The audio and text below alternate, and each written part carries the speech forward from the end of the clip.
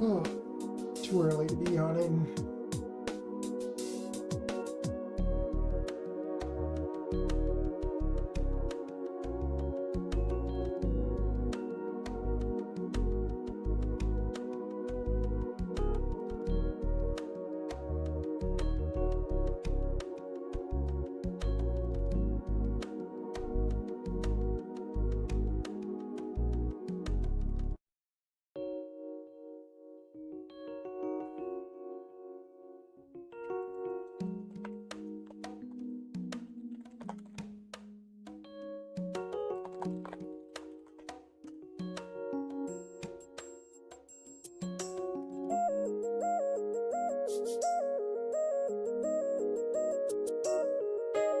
Noomer time, yeah.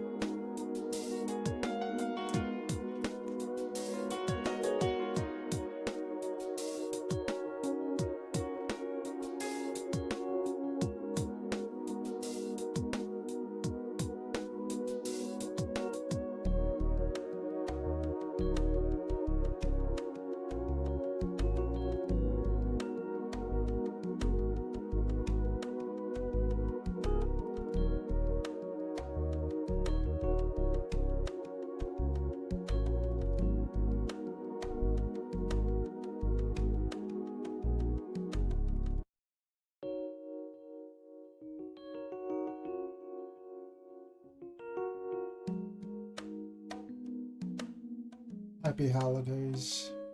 Thanks. I haven't started yet.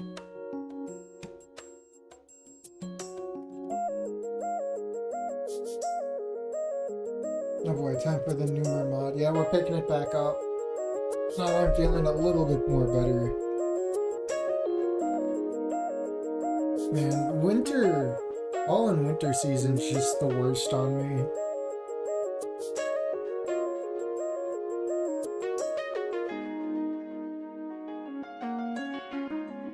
Just doing my best.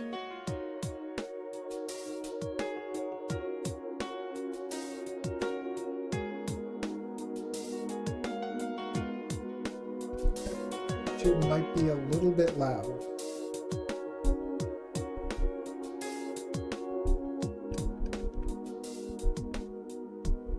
I have inflammation the entire season. That's gotta suck.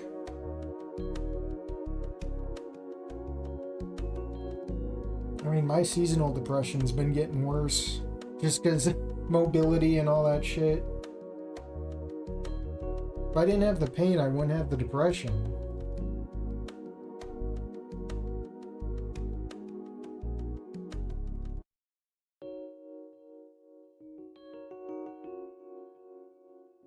Dang, streaming right when I'm done with my break time. Sorry, man, but I hope you have fun. Well, we might still be here. Who knows? If I'm feeling... It depends on how short the rest of the mod is and how quick we get done. I still have Merry Christmas from Volcadara to do. Is this the Romance Naomi mod? It's one of them. I know there's another one. And I know there's another Naomi mod.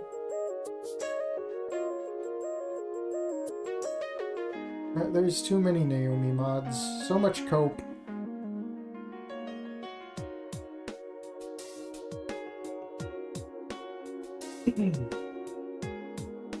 Also, my voice is probably not going to be entirely all there. So I apologize if it doesn't seem like I'm bringing my best. I'm bringing all that I can.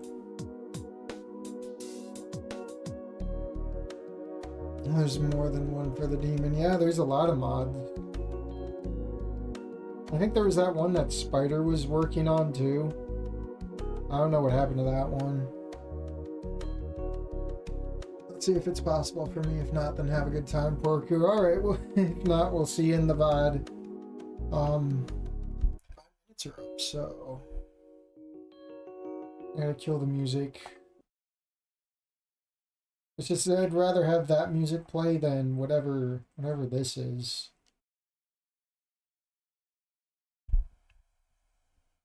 If it'll load.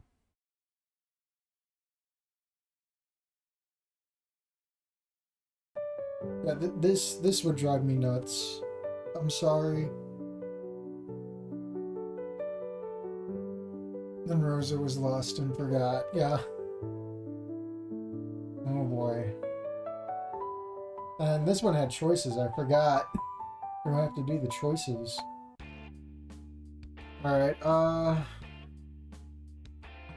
should have probably watched the last drinks. I don't know where we took off.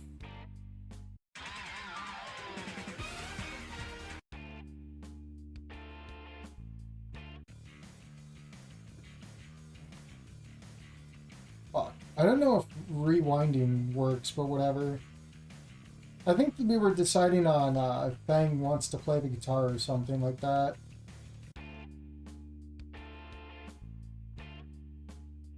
Maybe it's just the RNNT guys trying to switch me to their company. What a dialogue thing to come back to just break my brain. That's how you know this mod's cursed. I quickly pull out my phone, seeing that it was from an unknown number. I forgot he talks out loud. Either that or someone probably got the wrong number. Or so I thought until I received a message from the same number. Oh, look at that cell phone. Hello, it's Naomi. Excuse me for that. Oh no, she's doing the Goodbye Volcano High thing again. Are you still in the school? I had to read it twice to make sure I hadn't misread it. What the hell? How'd Naomi get my number? I could ignore the message and forget about it. Honestly, couldn't care less if she sent me a message. I'm pretty sure I only gave my number to Nazer and Reed, though. Well, I also gave it to Fang for school reasons. In her own words, though, she didn't care if she had my number. I looked back at my phone and noticed the typing bubbles popping up. Damn it, do I really want to answer Naomi? I slump in my seat, thinking about what to do. While she wasn't a nuisance, she had been pretty nice since the last week. Honestly, I didn't expect to run into her again so soon. Solving the fake applications was a breeze. It was even fun. She was still pretty busy, though. Not busy enough to miss classes, but busy enough that I don't see her very often. By the way, Spears didn't take that well. He said that if anyone did that again, they'd be in big trouble, and a suplex would be the least of their problems. I looked down at my phone for a second, still looking at the bubbles. How much can this girl write? You know what? I'm not going to read the wall text she's probably writing. But you pulled it up anyway. Yeah, I'm still stuck. Yeah, I'm still here. Why do you ask? I almost asked her how she got my number. I remember she was the president and probably had access to the students' records. Which doesn't reassure me at all. I'm marked as read right away, seeing how the bubbles appear. Oh, Anon, I've got a little problem and I'm sorry to ask, but I don't know if you could help me. I raise an eyebrow at this. I know where this is going. I let out a sigh and looked back at the phone. Say you're busy and you can't help her. I have shitpost at home. Refused. I bet you if you did the good choices with Naomi, you would do this. But I shouldn't even save. There's only one choice. Yeah, I'll probably just feel bad for a while. But nothing that a little rest, anime, food, and questionable quality, and reading the cries of those guys in the sticky of that game about furry teenagers with plots worthy of a sleeping pill can't fix. The music's actually good, though. Sure. And we just agree with the illusion of choice. Sure. Where is it? My smile fades when I realize I wrote the opposite of what I wanted to. Fuck's sake, I miss a perfect afternoon again. I don't even know why she needs me in the first place. I let out a sigh and looked back at the phone. I can almost hear the squeal of delight that must have come from her.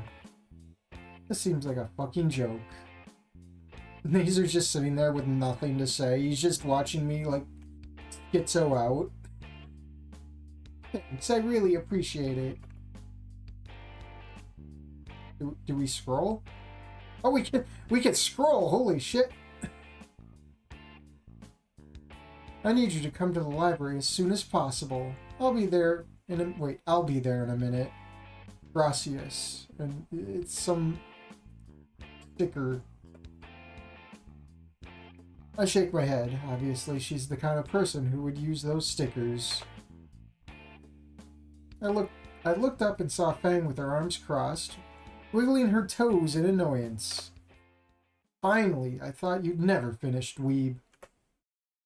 All this is, I need meth money by Tuesday night, or we'll curb stomp you, son.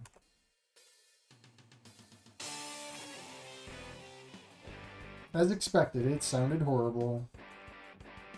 See, smooth as butter, right? Fang looked pretty upset, clearly noting that a chalkboard scraped with nails sounds better than that. Everyone was silent. No one wanted to say anything. Not even the rest of the band. That was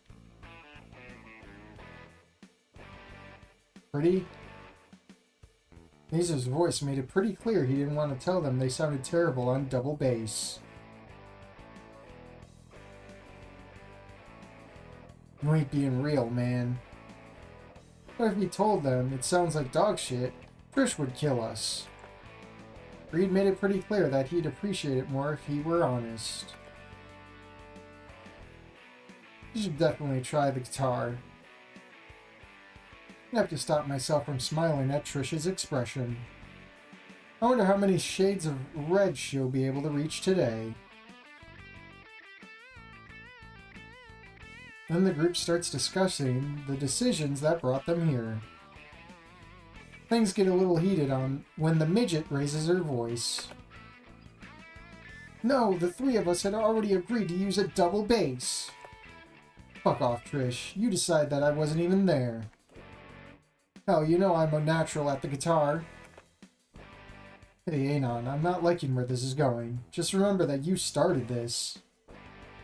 Nazer whispers softly, clearly resisting the urge to intervene and support his sister. Not wanting to risk severing the fragile relationship they currently have.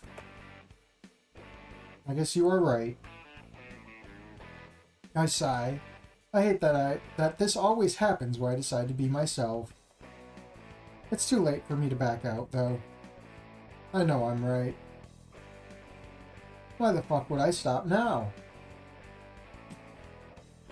You better not say shit. This doesn't concern you. Trish cut me off when she saw I stood up. Fuck you, Trish. Fang's a pretty good guitarist. Have you ever heard them play something other than the bass? No. This is none of your business, damn skinny. For a second, I could tell that my words really got to her. Fang remained silent, clearly uncomfortable at her reaction. Wait. It's not discomfort? It's just, incredulously, she seems surprised that someone's defending her. That's true, Fang's always been great with the guitar. They even spend hours practicing their band's songs. Shut up, asshole. Nobody asked you. This place is silent for a moment, Trish barely resisting the urge to try and impale us. Dude, I think they're right. Maybe We should let them play at least once. I could tell from Reed's face that it really affected him. Maybe he never thought about it. You two? Whatever. You win. We'll play whatever you want, just to show you how it sounds. I can hear Trish snorting, clearly tired from arguing with the group. Still, she stared at both Nazer and me with hatred.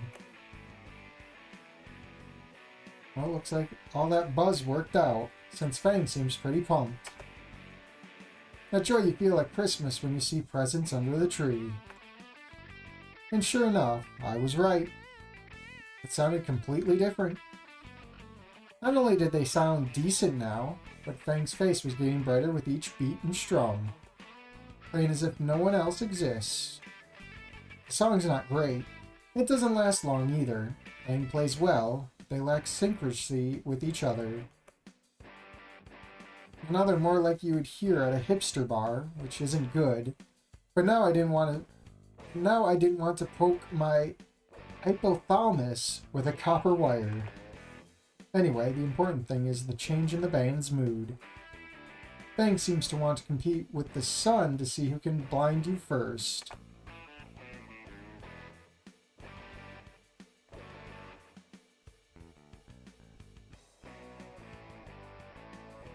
Wow, guys, that was pretty cool.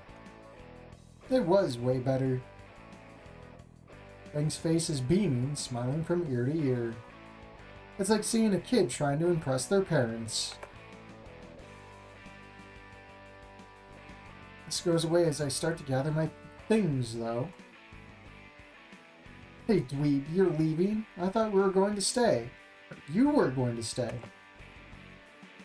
You know, bully me since you were right about the guitar thing. Fang tries to hide it with indifference, but their look and voice give them away. I'd love to, but I have to be somewhere else.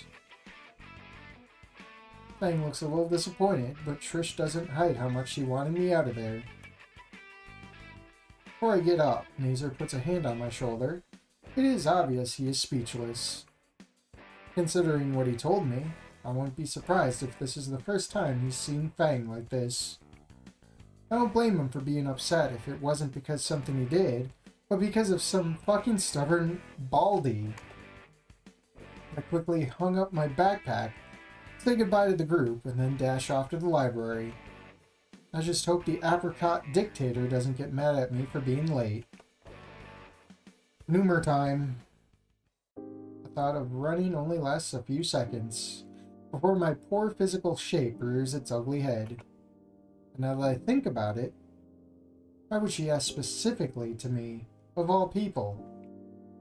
We're not exactly friends, and I barely know her beyond her sugary facade. That facade being what makes me want to avoid her like the plague. And even though she's less saccharine now, she could still put someone on a food coma.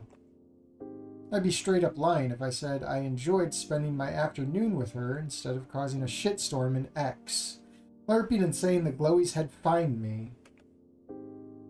I might have been able to do something similar to Alex from Tenotosi. I don't know. It's probably a Spanish thing. Huh.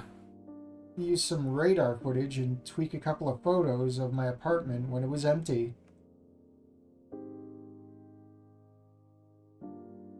I've got an idea. Why the fuck does this library have to be all the way across the school? I curse myself and my spaghetti legs. It took longer than expected. I'm finally almost done. Just a couple of feet away. If Naomi was annoyed by my delay before, she's going to kill me now. As I approached the library, I expected to be attacked by Naomi's yapping. But I came across a group of dinos in sports clothes. Let me guess, it's all gonna be silhouettes, isn't it? What the? What are they filming? I'm a bit cautious, but it's useless since one of them notices me anyway. Yeah, of course. No cool OCs or anything. Hey, look, the skinny is here. One of them says with this mocking tone, nudging the person next to them and putting their phone away. Better get going. I hear they could throw their shit at you for... They could throw their shit at you at surprising speeds when they are angry. Said one in the same tone while gesturing to the rest. Something's wrong. My heart drops for a second when I see everyone heading in my direction. I let out a sigh as I saw everyone passing me and rushing out of the place. That was a close one. The last thing I want is to be a center of attention for those sports jerks again. In rock bottom, at least I could throw hands since they were humans. I don't even want to think of how easy it would be for them to break my wrist by just squeezing. Focus, Anon. You're here for a reason. I raise an eyebrow when I see that there's nobody here, just a few boxes with what looked like Christmas decorations. Weird. Where is she? Hello? Naomi, I'm here! I raise my voice a little. I don't yell since it's still the library. I've got manners. I doubt anyone would bother, though, since it seems like this place is pretty deserted. I walk around the place, looking for any signs of the Tangerine Menace. Isn't that her purse? Yeah, it's the same one she had that day. Also, she's the only weirdo with a purse instead of a backpack. So if her stuff is here, she must be here somewhere. I don't think she magically immolated. A chill runs through my spine when I think about that. A chill runs through my spine when I think that this could be a joke from those who were just here a moment ago. Probably because I am the only human in this acid trip called the student body. What the fuck is wrong with me? We're talking about the apricot bomb. She doesn't seem like the kind of girl who would be willing to do that. I'm just overthinking. Most likely something came up and she had to leave. She probably felt confident that no one would steal them. Yeah, it might be just that. The train of thought is cut off when I hear a faint sound. Hang on, they taped me to the ceiling! Those don't sound like the noises an old building would make. I approach the source of the noise, this time making sure to be quiet.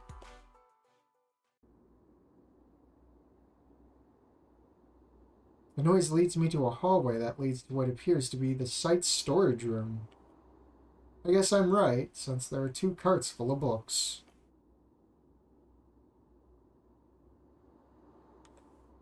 My suspicions grow stronger when I confirm that the sound is coming from the storage. I move cautiously, almost tempted to pull out my pocket knife for a little self-assurance. Oh no, are you not bringing weapons to school? Oh no.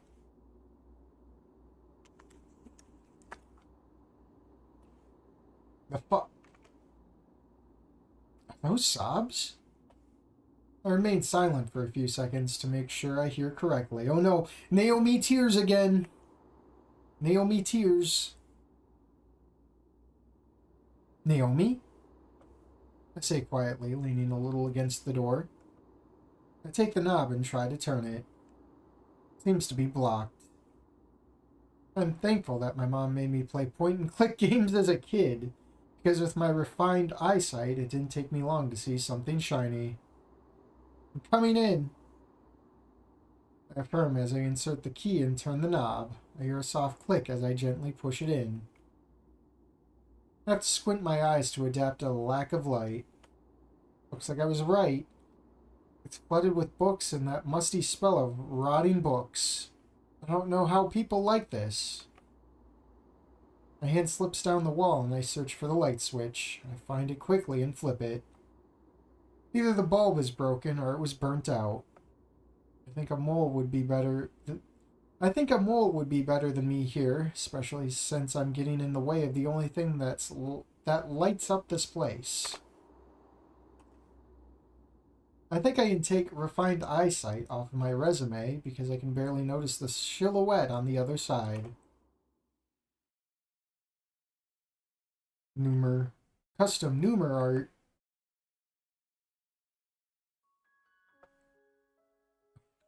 It almost looks like freaking, what is it, Bloodshot Eyes. I've cried so much, Anon. It's like a drug to me. I love being depressed, Anon. You don't understand. Almost as if it were a joke, someone pushes me. I guess the war between my ass and the floor is not only in my apartment, since I land like shit. I tried to get up and open the door, but I was stopped when I heard the same sound I did when I opened it. I told you the baldy would come for the bitch. Now let's leave before someone sees us. As if there's not cameras on campus. I can barely hear their voice, only hearing their footsteps as they walk away. Haha, assholes, let's see if this makes them keep to themselves.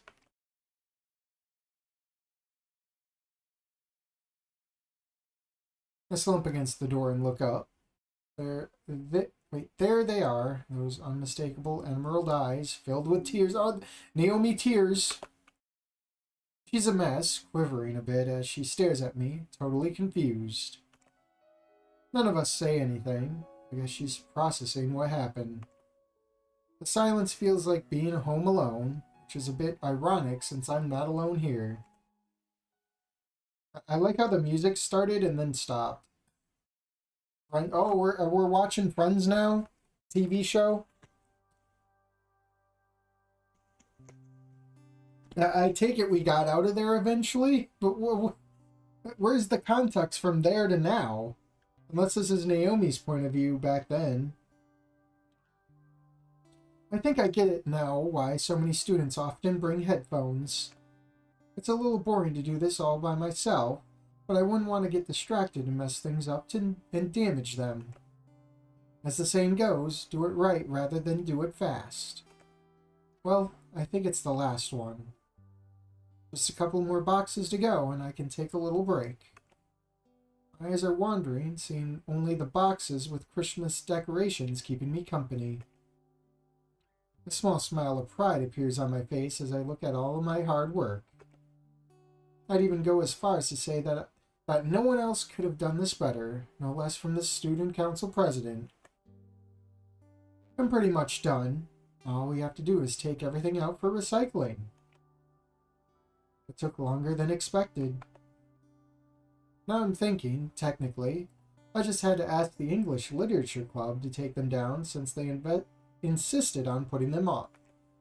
So I ended up doing it by myself. I let out a sigh before shaking my head. It's just one of those days, nothing new. The day was like any other. Let's go from class to class, then finish up some paperwork to leave early. Don't get me wrong, I love being the council president. It's just that the last few weeks have been super stressful and exhausting. I don't think I've felt this way since I took office. Oh no. Memories. Naomi tears. That doesn't mean I don't get a little melancholic when I think about the past. But it's nothing I can't overcome with a little effort. I might even appreciate being so busy. That way I won't get distracted by trivial things.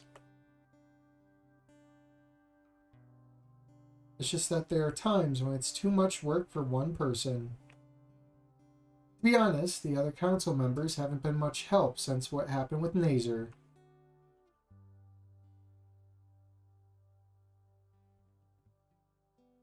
Focus, Naomi. No need to stress about the past. Yeah, I did most of the work myself, but better to be alone than in bad company. Right. Yes, I'm just doing the club a favor. Yesterday, I told the club that they were supposed to get the decorations off at the start of the semester. Despite we had an agreement, most of them didn't keep their end of it. Yes, I did almost all the work myself, but better alone than in bad company. You already said that. In the end, we were just a small group, most of whom weren't interested in helping. I tried my best to organize the group. Now I understand my mom's words. Too many cooks spoil the stew, although I think it was, the poor is poor because they want. It wasn't long before they started looking for an excuse to leave. Some were polite enough to just walk out, giving me the middle finger. And those who were still there laughed at my attempts to stop them from leaving. So I ended up doing it by myself. Honestly, it doesn't hurt. They would have just gotten in the way. And I'm doing pretty well now that I think about it. I am much better than the first days. It doesn't matter the size of the steps, but to take them. I think having a transfer student was a good thing. It has been helpful, especially that day with the fake petitions. I let out a small sigh at the memory of that day. They only confirmed my suspicions. Since they not only bothered me by spreading false rumors, but also by making fake requests to give me unnecessary work. Makes me feel like others see me as a joke and don't appreciate the effort I put in. Do I really deserve that? Of course not, Naomi. You were just doing your job. Maybe it was just the joke that got out of hand. It wasn't a bad day, though. He helped me with the extra work and didn't judge me for almost collapsing in front of him. Oh no. What was this supposed to mean? I don't know him very well, but I still feel sympathy for him. I mean, how could I not when the first thing he asked me for was for a community cafeteria? I think anyone would sympathize with his poor situation. I know most humans aren't in the best socioeconomic situation, but this guy looked like a lost puppy. Obviously, I was going to try and help him in any way I could. I even thought about signing him up in the in-school assistance program. As president, it's my job to take care of my colleagues' well-being. I can't imagine how awful it must be to eat from the leftover section at lunch. Despite his situation, he's the only one who hasn't belittled me and acted like I don't exist. And he's always there when I need it the most, offering me company or hanging out with me. And he's the only one who thinks my work isn't a joke. Maybe it was just because he said what I wanted to hear at the right time, but still made me feel better, though. I think you're doing a great job. And boy, did I need to hear it. From that day on, I no longer had to cry myself to sleep. Oh, Naomi, tears! It was nice that Anon didn't judge me based on the ridiculous rumors about me. That makes me a bit happy. Oh no, purple drink. Purple drink just dropped in. I'd be lying if I said that a change of scenery and meeting a potential new friend wouldn't be good for me. Maybe I'm rushing things. I'd like to have someone like that as a friend. Friends. I thought about inviting him to lunch and had even prepared a few tasty salads, but I never did. Besides, the best thing to do right now is to avoid the cafeteria, to avoid running into...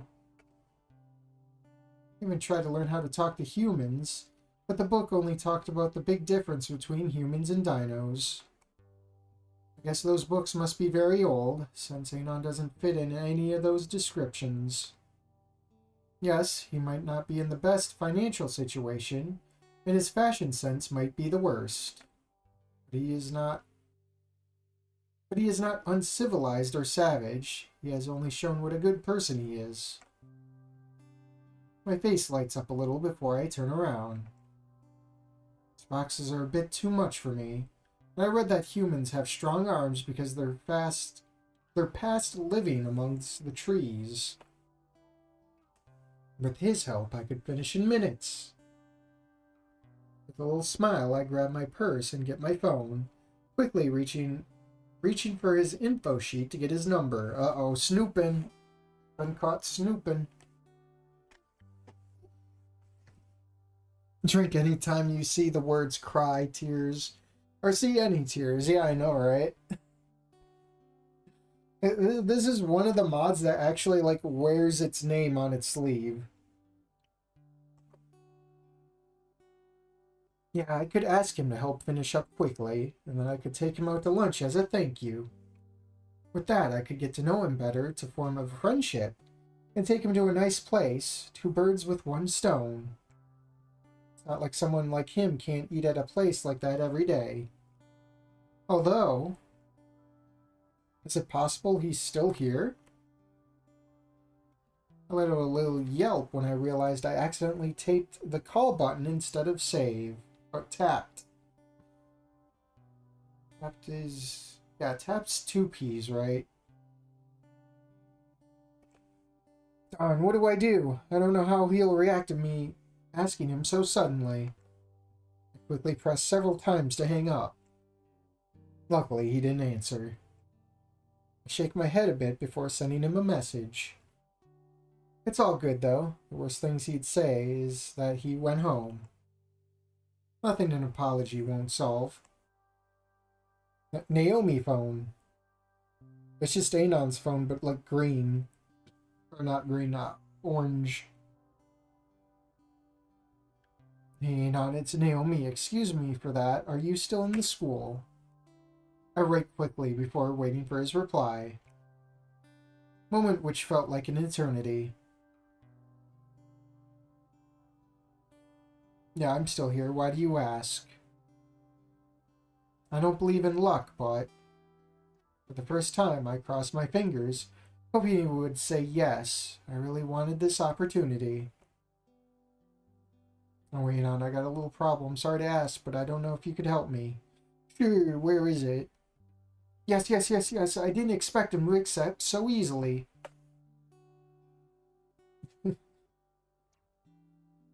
I love retreading old shit, man. Like, it just kind of insults your, what do you call it, what you've already been told, your attention span. Like, I know I have a bad attention span, but it's like, I just read this. I'll just grab a chair and plop down on it. How smart you are, Naomi. I let out a sigh to calm down. I still have things to do.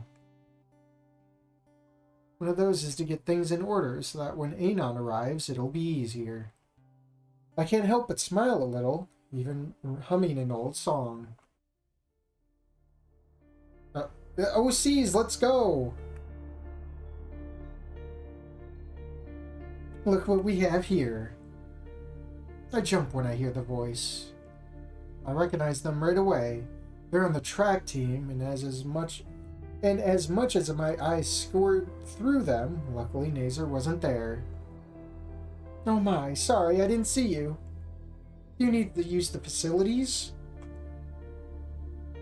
I'm afraid the library's closed for the moment. You'll have to wait a little longer to use them. Oh, Naomi, always so diligent and busy. An example of what we need as our council president. One of these girls starts walking towards me at a slow pace, with a couple of girls trailing behind. Some looked disdainful, some wore slightly disturbing smiles, and some were simply indifferent. I get a shiver down my spine when I see that some have their phones pointed at me. Well, can I help you with something? Oh boy, help us? I don't know. I think you've done enough, right, guys? I automatically take a step back, feeling a bit uneasy with that calm look. I don't know what you mean. Just look at her. She looks like she's about to cry. She looks like she's about to cry at any second. There's another drink. I looked over and saw a gray Allosaurus covering her mouth with her hand to hide her laughter. What's wrong, dear President? Can't keep your composure for just a few minutes? I could see the voices coming from a pink tarot sitting at one of the tables. Those are some long fucking feathers. Holy shit. You could stab a bitch with that. No, Naomi, you can't help us. We don't want your help anymore. Green Raptor gets too close to me, putting a claw on my chin. Trust me. We've had enough of your never-ending need to run around and make sure everything is perfect for everyone. Always showing yourself to be Miss Joy and Perfection. How could we not appreciate that? Her tone of voice and the way one of her claws tangles in my hair sends a shiver down my spine. Then what? Before I can continue, I'm interrupted by a strong tug on my hair. Haven't you been told it's rude to interrupt other people? We got a custom art. I can feel my heart pounding as she lifts me up so easily.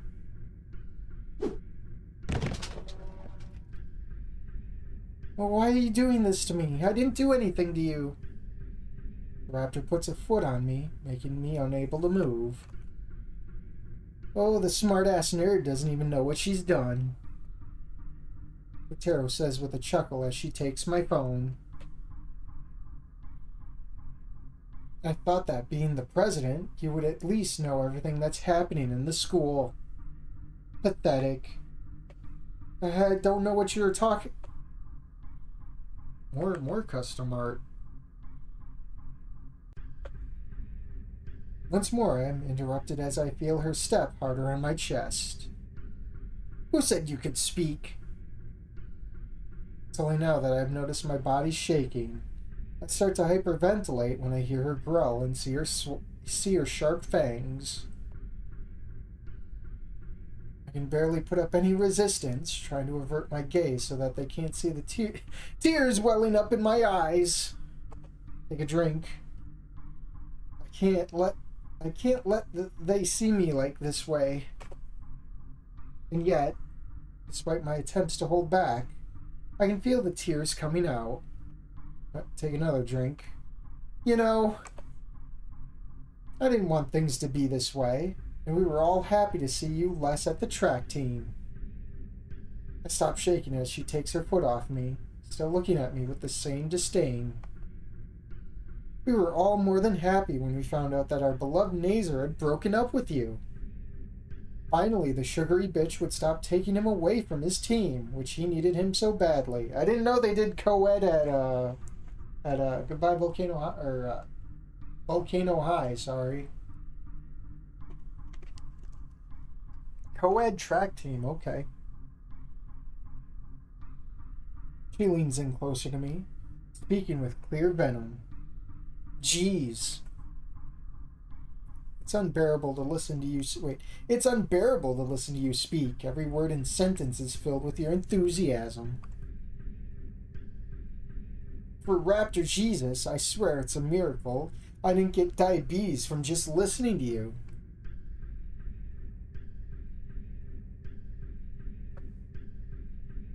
You don't know how long I wanted to tell you to go fuck yourself. Every time we had an event or some activity, you would come and stick your nose in the team's business. Always doing everything to make it perfect, and Nazer was the one that stood out more than the rest.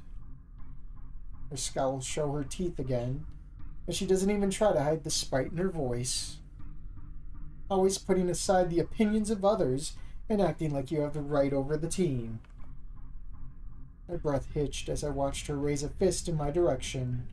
I let out my breath when she stopped by the Allosaur. But I could ignore that, despite being a fucking pain in the ass.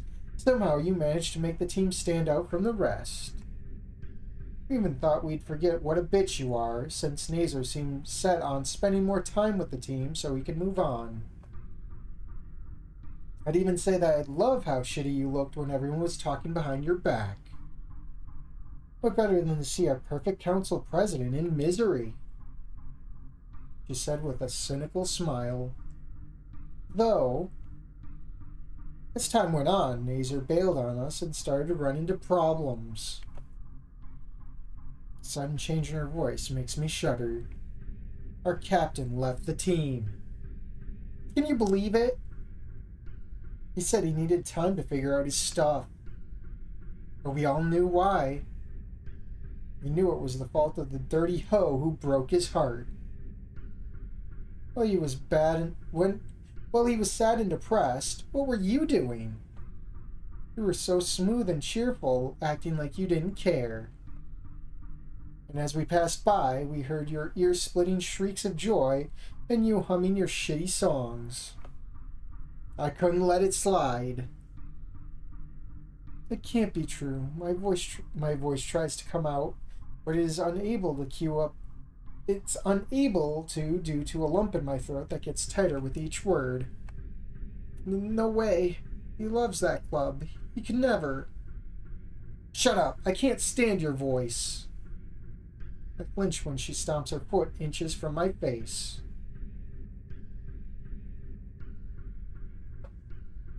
Aren't you going a bit too far? You said you just wanted to startle her a bit. Allosaurus places a hand on her shoulder, looking uncomfortable. And that's what we're doing. It wasn't my fault that the stupid fell on the floor when her blouse got caught in my hand, or when her hair got tangled in my fingers. Or am I wrong?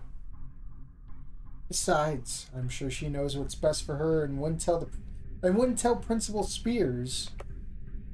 Isn't it, bitch? Once more, she yanks on my hair as if she's about to rip it out of my scalp, lifting me off the floor. I tightly shut my eyes, shaking in fear, hoping she won't do anything worse. And they really had fun with the art here, out of anything else in the game. You sure this isn't a misery porn mod? I mean, it's kind of in the name, Naomi Tears.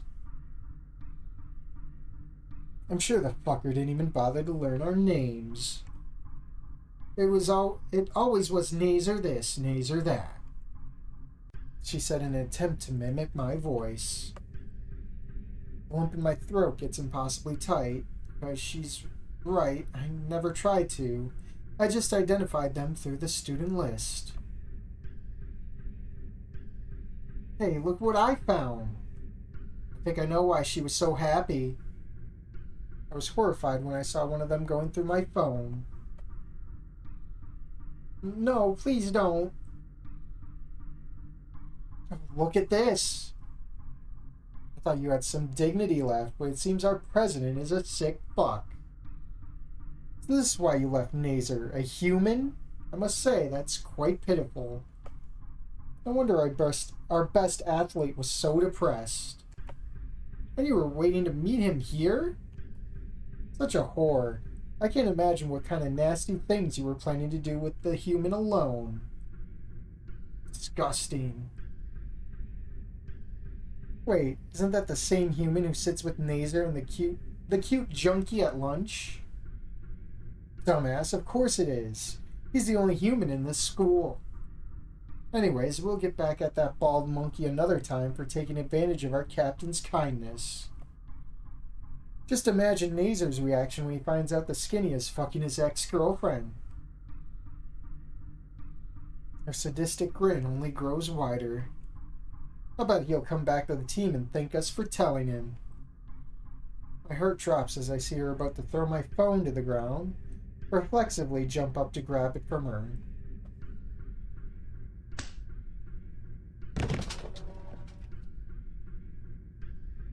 The hell? You bitch! You're dead! My breathing quickens as I watch her rushing towards me. No, is that Trish in the background? I let out my breath. Yeah, Trish is in like 2 different places right now. I let out my breath as I see the others stop her. It kind of looks almost like Tiffany in this angle, but it kind of looks like glasses, but it's not. Group of randoms. Hey, asshole, you want to get in any more trouble? That's enough. Yeah, you said you wouldn't go that far. Look, I get it. You want to hurt Spears' pet, but it's not worth risking an expulsion.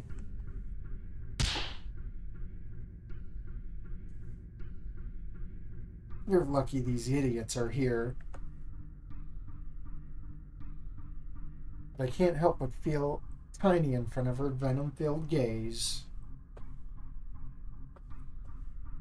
Yeah, I got a better idea. Fuck. Look, I know that smile and I don't want anything to do with it. You're on your own. Yeah, we're out of here too. Don't get me wrong, I hate this bitch. I ain't risking my graduation for this. She's aura farming. I let out a sharp shriek when I feel her claws tangle my hair again and her tail wrap around my neck, clinging to what little oxygen I can drag. Please let me go. You're hurting me. Shut the fuck up. Sorry if I can't be as loud as I want. Custom sprites. The minute she dragged me around felt like an eternity, starting to see black dots the moment they stopped. My body felt like it was in water. I could barely hear the faint sound of the storage doorknob turning and the squeak of it opening.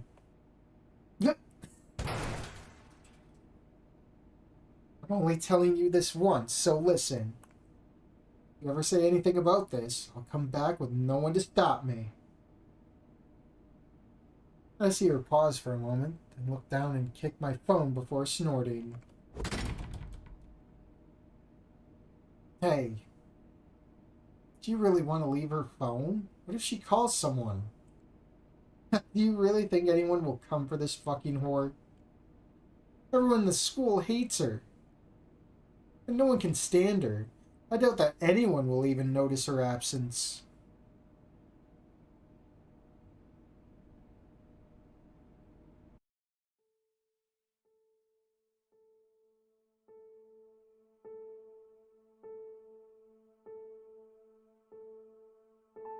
She's wrong, right? It can't be. I could barely control my coughing fit, struggling to get up and grab my phone. Oh no, Naomi tears again! Naomi tears, time to drink. I have to get more water. My face lights up a little before I go to the door. Turning the knob as hard as I push, I give up after seeing that it won't budge. I look down at the phone in my hands, my cough starting to stop. Luckily, the screen didn't crack. Well, don't you have, like, Spears' number, too? Oh, yeah. I should just shut up sometimes, I guess. My vision's still a little blurry as I search through my contacts. Quickly, I find the number of the principal, dialing it while mumbling a prayer. I try to relax my breathing as I listen to the dial tone, getting excited when I hear his voice, but it's only the message machine. Hi. Principal, please, I need... You have reached the Principal Spears. Unfortunately, I'm not available at this moment. Please leave a message and I will respond promptly. My attempts to relax are futile, as my chest begins to heave more when I hear that it's only his voicemail. Come on, Naomi. A loss is not a defeat. My eyes move down to the next contact, this time being my mom's. I press dial while holding the phone to my ear. Please, Mom, answer. Oh no, Cassandra, Morietti. Oh no. It's Spider moment. Hi, this is Cassandra. Unfortunately, I'm not available at this time. If your call is regarding the company, please contact my secretary. I could feel my eyes watering and my hands shaking again. Naomi, tears, take a drink. I quickly tried dialing again, but was greeted again with the same message. Oh no, Tony Morietti, or whatever. You've reached Tony's number. If he owes you money, this number isn't his anymore. My hands clench into a fist, trying to hold back tears. Mia! Oh no, Mia Cannon in this mod. My face brightens slightly before I dial, adding to the heaviness in my chest at being declined after a single beep. No! Oh, please, Dad. Answer. I felt a lump in my throat when I saw that only 2 contacts remained. Nazer and Anon. I dialed the first one instinctively. Please. I need you more than ever. You always protected me. Probably my name no longer means nothing to you, but still, would you help me? Isn't it? We are sorry, but the number you've dialed is not in service. What? I quickly tried dialing again, but was greeted again with the same message. Oh right, I was the one who paid for his phone bill. Now that I'm not supporting it anymore, he doesn't have a phone anymore. This can't be. No matter how great my effort was, I can feel the dam break, and tears begin to roll down my cheeks. He had my number blocked.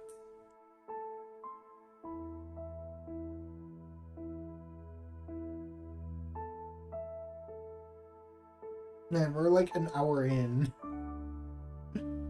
Oh boy.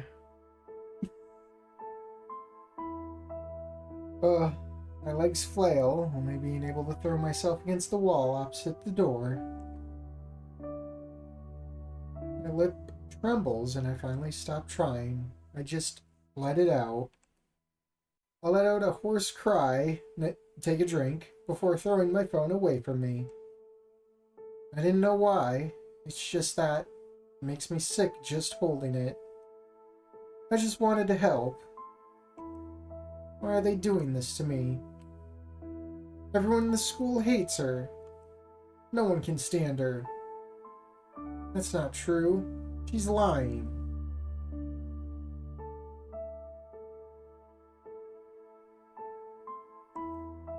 I was a fool. Finally, reality hits me. I was fooling myself all this time, thinking it wasn't true because at least someone had noticed my effort. I knew it since I entered the school. The reason I agreed to go out with Nazer and be so attached to him is simple. I'm alone. They're right. Anon will probably leave as soon as he sees that I'm not there. I even doubt he'll come. Why would he? We're not even friends. Why would anyone care about me? I'm glad I didn't call him. I don't know if I could handle hearing the nauseating dead lines sound again. They're right. My thoughts stop dead in their tracks as I see someone open the door. And we're back to where we started. Naomi?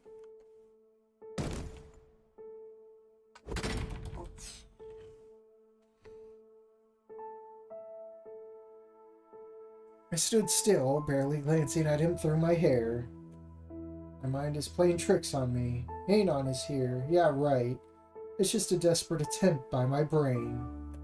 Oh no, she's been buck-broken. Regardless of the chaos in my head, there's one persistent thought, repeating itself over and over again. You're alone. You always have been. And nothing is going to change that. The end. We got 2 more chapters with like 2 choices to make, so it's probably going to be a short mod. Those fuckers.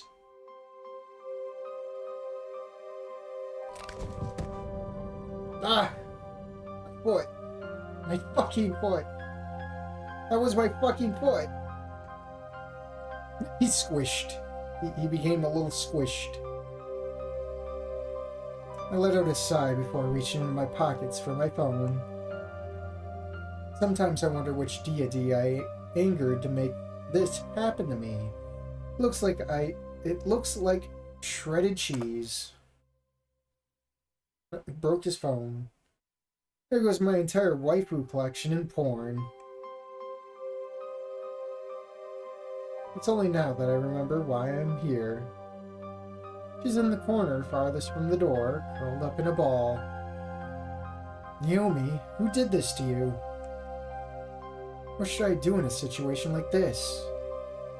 There aren't any windows in this place, and the door is not an option if I want to keep my bones in its sockets. There's also no vents or anything else we could get out. Is the only option to sit and wait? Bravo, Anon. Once again, your plan to go unnoticed goes down the drain. Although now it's not my fucking fault. If it weren't for her, I wouldn't even be here. I'd be at home jerking off or pissing off some asshole to make them end up deleting the thread. If it wasn't for her, I wouldn't be back in rock bottom. Life is a joke and I'm the fucking punchline. I fucking hate being here again.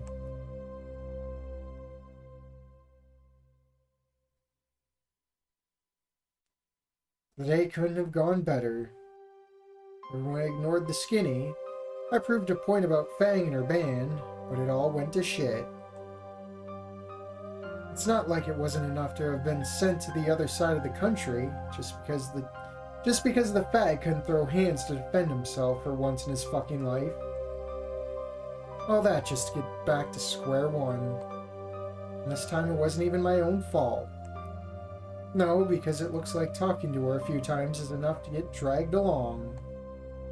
At least back then, they were humans too, but now they're fucking meteor dodgers. I was an idiot for thinking the semester would be mediocre at best. Everything went to shit. And why? For a moment, my gaze goes to her. I better shut my mouth before I say something I'll regret. Yeah, you keep talking out loud, buddy. The last thing I want is also to make the council president against me. Fuck's sake. Can you blame me? I never asked for a friend because I knew this would happen. However, somehow they managed to fuck everything up with their stupid existential problems. Damn it, I ain't no one's psychiatrist. Let alone being a fucking weirdo who barely knows how to exist in society without shitting himself.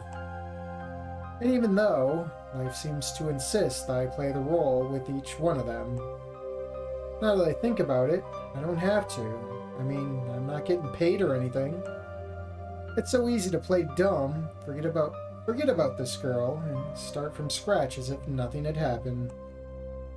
As I always do, and as I did in rock bottom. I run away from everything, only to crumble when it blows up in my face. Then I blame everyone else. I let out a deep sigh, finally getting my head out of my ass. Even so, I still kind of want to believe that it's not my fault, and there's nothing wrong with hating this girl. But I can't lie to myself. I'm being a self-absorbed idiot. Behaving like a total asshole is not going to solve anything. Taking a better look at Naomi, I don't know how long she's been here before I arrived. Unless she just came here for the fun of it. And what the fuck is wrong with me? Of course she didn't fucking retarded. No one in their right mind would lock themselves in such a godforsaken place. I'm sure it was one of the assholes I found at the entrance. Hope it was nothing too serious or traumatic. Yeah, there it is again, that sickening feeling and urge to vomit. I'm a fucking moron for blaming her. Out of everyone I've met so far, she's probably the one I get along with the best. Good. Now that you've stopped being a shit-eating asshole, we have to do something. I hesitate for a moment before walking to where Naomi is sitting down next to her. Not literally next to her. Even a fuck-up like me knows that the ideal is to give her some space. Naomi, are you okay? Maybe I should just let her know that I want to help her.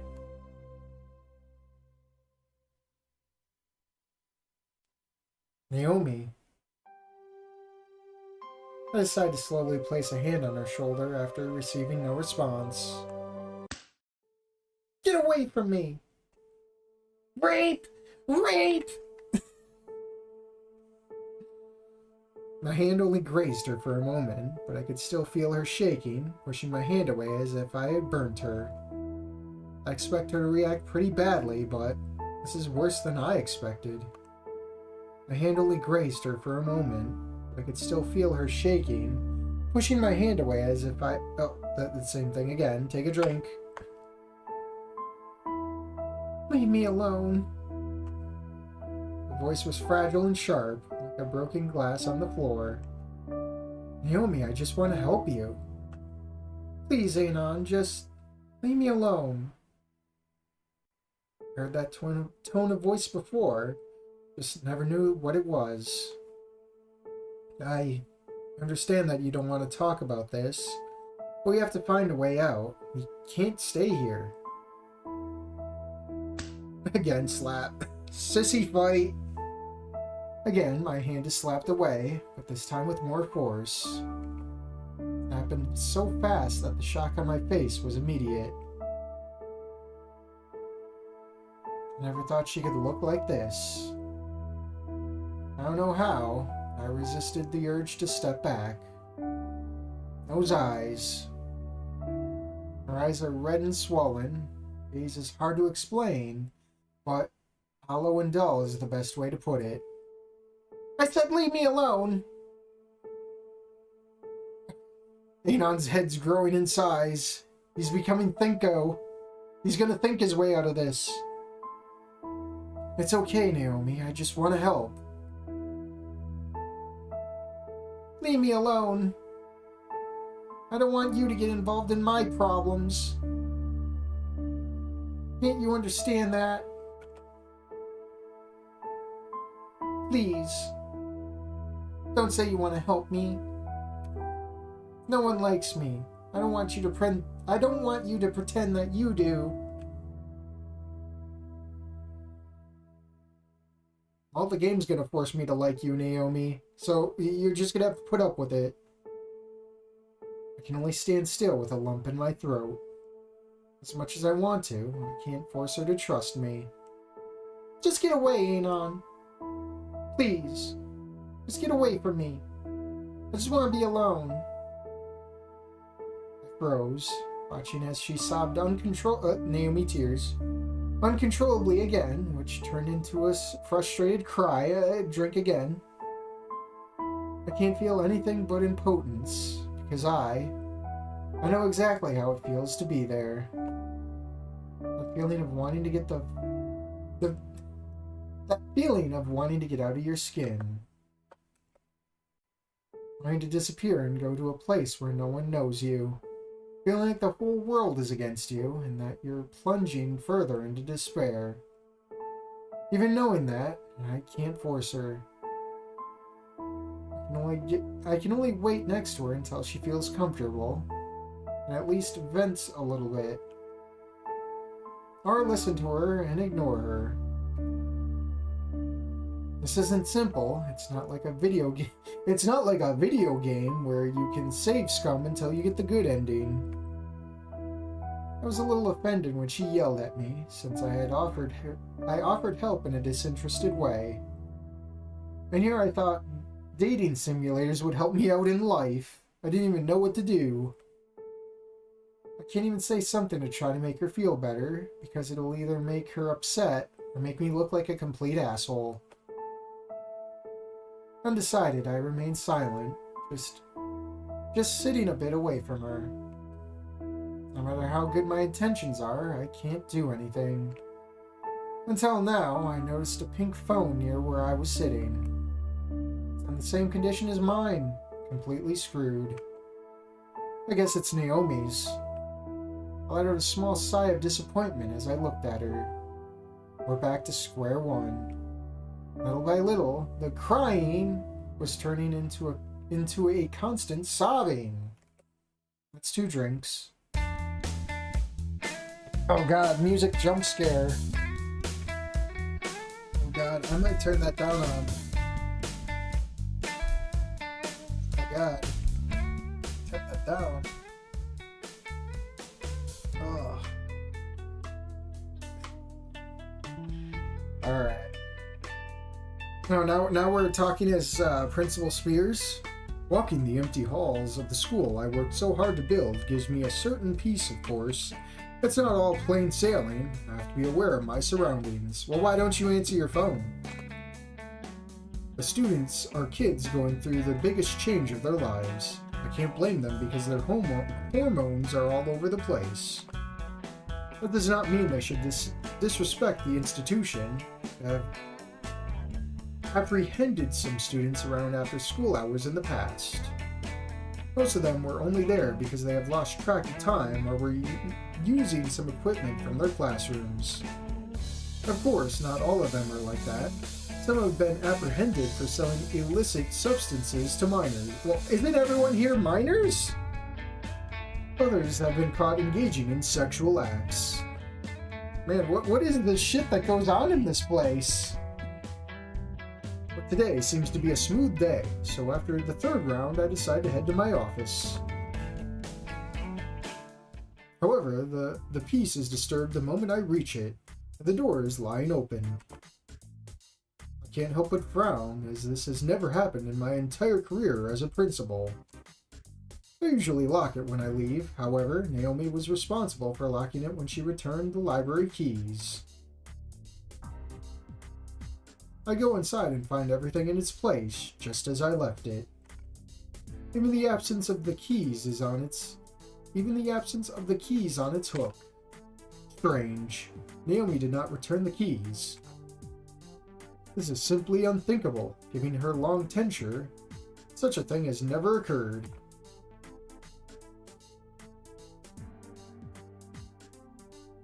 I retrieved my phone and proceeded to the school library, carefully surveying the halls along the way. Well, why don't you check your phone, buddy?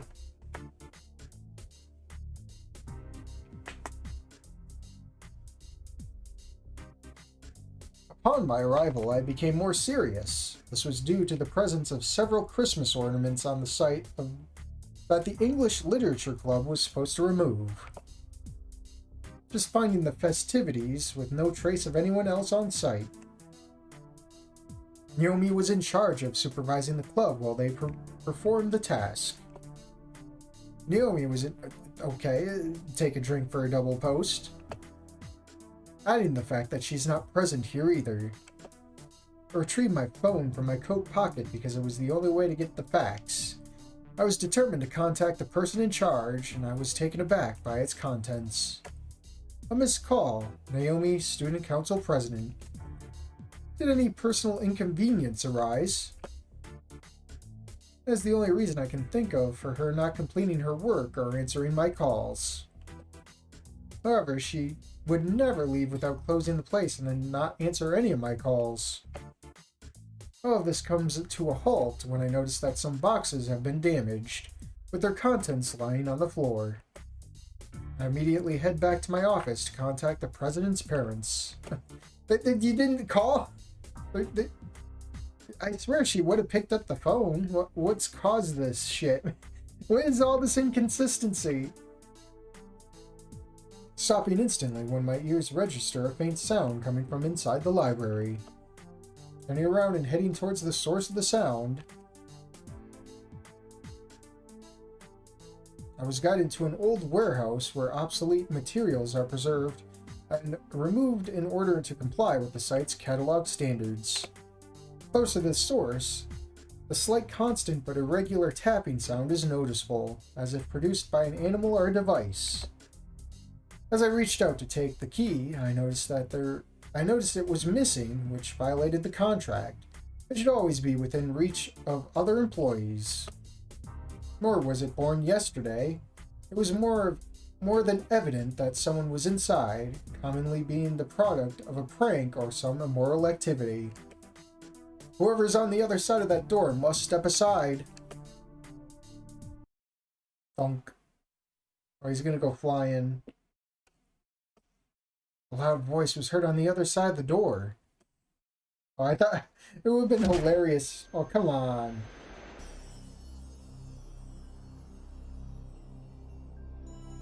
I wanted to see him go flying. I could barely stand up and walk away from the door. I was blinded by the sudden amount of light pouring in. God, Emperor. Once my eyes get used to the sudden change of light, I noticed that I was only the principal. The giant had stood still, his eyes hidden by his glasses, but his scowl implied that he didn't like anything he was seeing. Anon, I want you to tell me immediately what happened here. I swallow saliva, unable to understand how my pants are still the same shade. It's the first time I've seen him like this. We were locked up here. I immediately regret it when I see how a vein bulges in his forehead. I can see that, Mr. Moose. Now, I want you to tell me exactly how you got into this situation. I let out a sigh before quickly telling him how it all happened. But I can assume that you had nothing to do with this, and that you didn't do anything weird when you got trapped. What the hell do you mean by that? I'd never be so scummy as to take advantage of a situation like this. No, I said rape! Miss Principal Spears, I said rape multiple times! I believe you, Mr. Moose. I just wanted to hear it from you. If so, can I go home, sir? These are the keys to my office. I ask that you wait for me there while I take Naomi to the infirmary. I want to talk to you about this matter.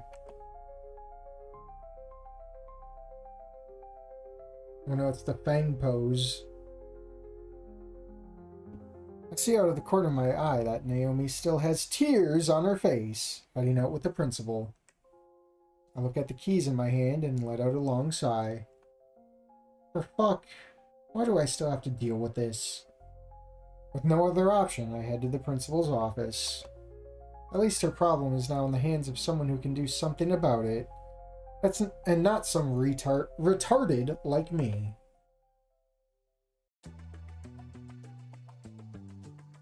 God fucking damn it. Stretch my body again. Fuck.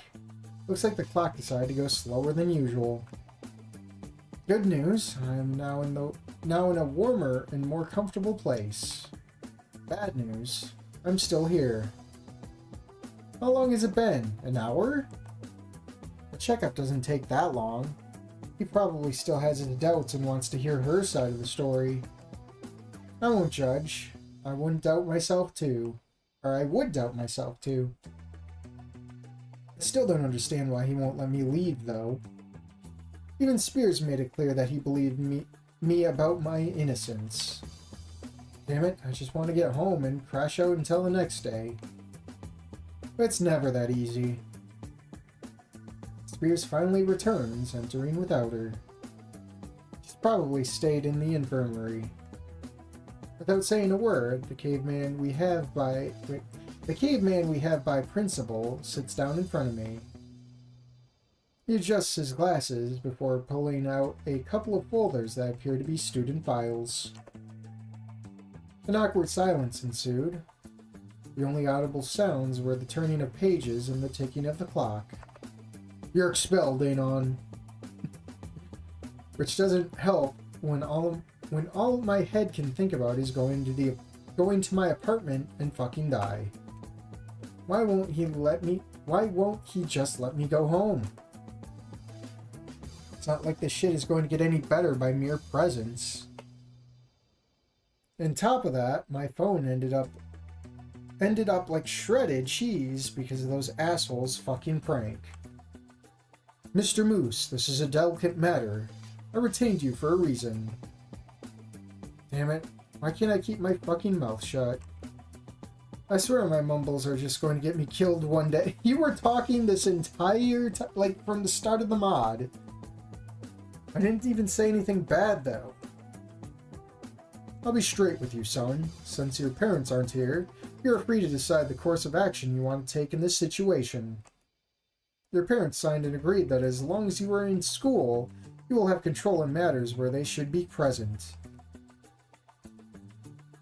All of you are close to adulthood, but that doesn't excuse the fact that you're still teenagers. He hands me some sheets that are basically what he already told me, but with more formal and stupidly long language. And actually, I'm not surprised my parents did this. Always looking for ways to do the minimum without committing child negligence. It's hard to appreciate my parents, especially when they show me how loving they can be. It's enjoyable as getting kicked in the balls. At least he doesn't mean to offend.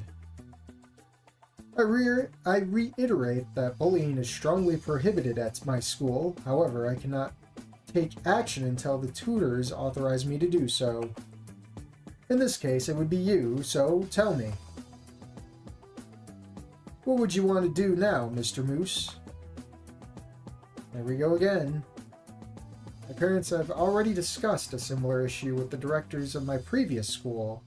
They weren't helpful either. There were no other options. Not when half the staff is actively harassing him. I can see why the only option was to leave him by his own in another state. It didn't help that none of them gave a damn about my situation. They would even go as far as to manipulate any record to erase and deny my existence at their school. Although, he really seems to care about his students, though. Last thing I want is to be involved in this bullshit again. Chances are this won't come to anything conclusive, and those idiots will just make my life a hell until I graduate. I just want this shit to end. I just want to go home and complete the semester without any problems, Principal. I don't have the will to hide the frustration in my voice. I can't even have a mediocre life on the other point of the country. So be it then. You're free to leave whenever you want. Finally, I hear the words I have been waiting for so long. Without thinking twice, I take my things to get out of this place. Although I don't get beyond the knob when the principal's voice stops me. Anon, I understand your decision not to report what happened. However, I expected more from you. You know that if you don't say anything, these students will get away with it. What? But what about Naomi? She was the main victim. She's not going to do anything about it? Naomi is terrified. She may have been threatened if she talked about it. So I'm afraid there's not much I can do. His words made it all make sense now. I understand that life sees me as its funniest clown, but I hate knowing that anyone else has to go through that shit. So will things stay this way? Will they get away with what they did to Naomi? I assure you, Mr. Moose, I will not stop until I find those responsible. Even if I have to go and fucking actually check the security cameras. Even if you and Naomi don't want me to. His mere words are enough to make me want to pull back, not doing so as my legs decide not to respond. I always say, you're not the only one in this world. Everyone is fighting their own battles. But what I almost never say is, what do we do when we see that someone can no longer continue those battles? Many people believe that they shouldn't intervene in other people's problems unless asked to. They're even satisfied when these people say that they are okay. But some people don't have the strength to cry out for help, and they end up sinking further into despair. So I ask you, son, what will you do about it? Or rather, what do you wish they had done for you? What the hell? You can't know what happened, right? I feel a cold sweat running down my back. Everything that happened was supposed to be a secret. Even my parents, who made sure to choose a place where there would be no way for anyone to know. I can assure you that I haven't researched your past, but I'm no fool, son. I know when something is happening in my school. Naomi has been a good president, and no one has had a real complaint about her work. However, she isn't particularly popular at school. I know she doesn't have many people to help her at the moment, and you seem to have some kind of friendship. Oh, where is he taking me? He's taking me to the rooftop. He's pushing me down the fucking... off the balcony, no! So what should I do, sir? Where do I start? Well, as I said, do you wish they had done for you? Wait. Do what you wish they had done for you. With that, he leaves towards the library.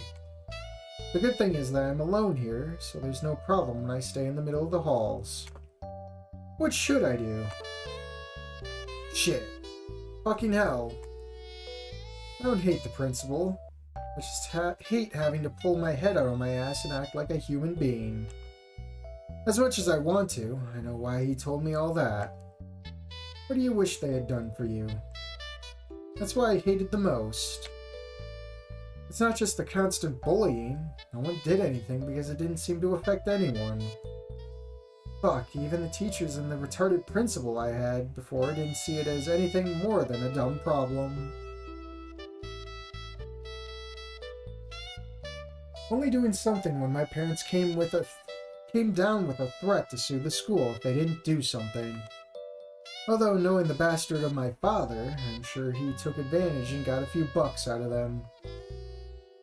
That's what fucking annoys me, but no one ever thought of trying to help me, or even asked me honestly how I felt. Did I mention how hard it is to read this font sometimes? Well, get used to it, guys. No one gave a shit. Saying it was my fault for not having friends and liking weird shit. That I had to pay the consequences for being a loser. That I should behave like the man that I am and put up with the bullshit. Stop whining like a child and grow the fuck up. Bullshit. Who were they to ask me to be mature, especially when the assholes bullying me only saw me as someone they could screw with without consequences? Why try to be someone different if people never change? We're an hour and a half in. This is a pretty chunky demo.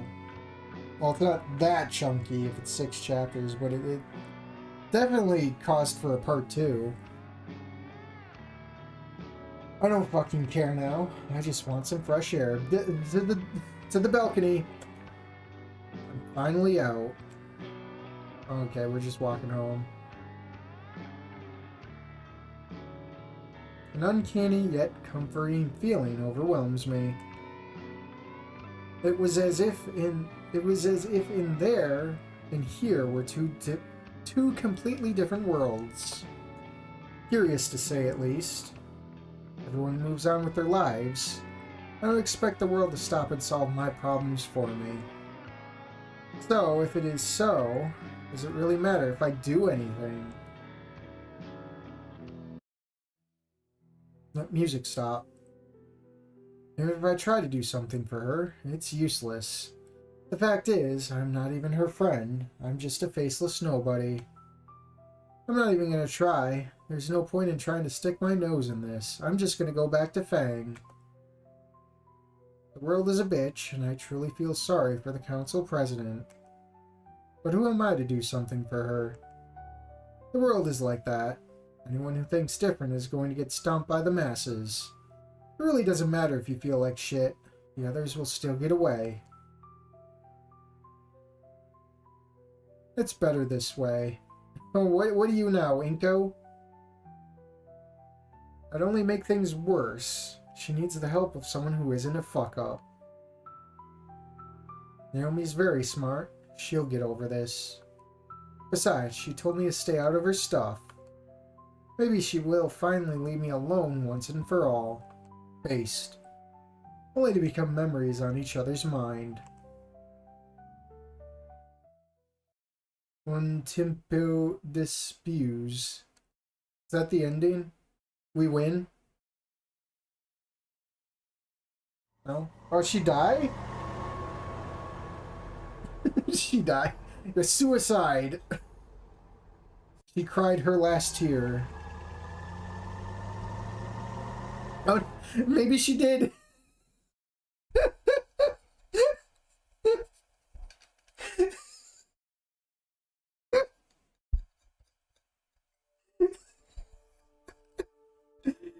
Oh. Oh, Lord.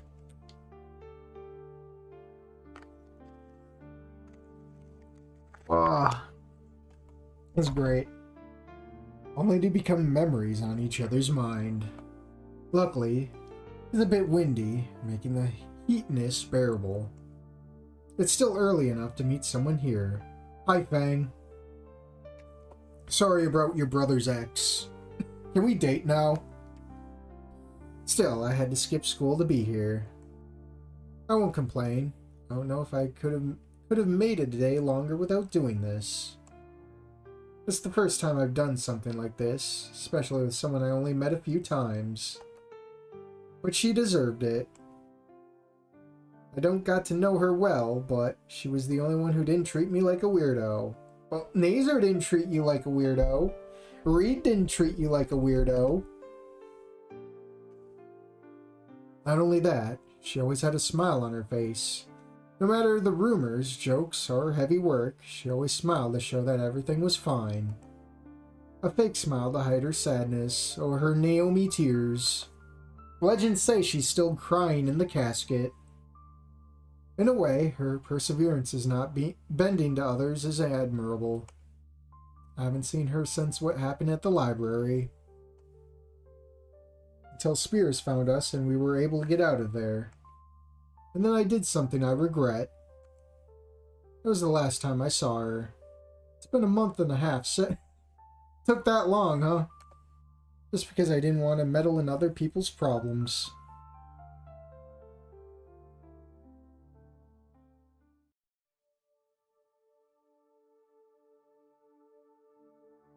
I take a few steps towards my destination. I see tall white... You know what? I could probably bump the volume back up, seeing as we're not bombarded by music. I see tall white stone walls that fit the iron gate, which has black and gold accents.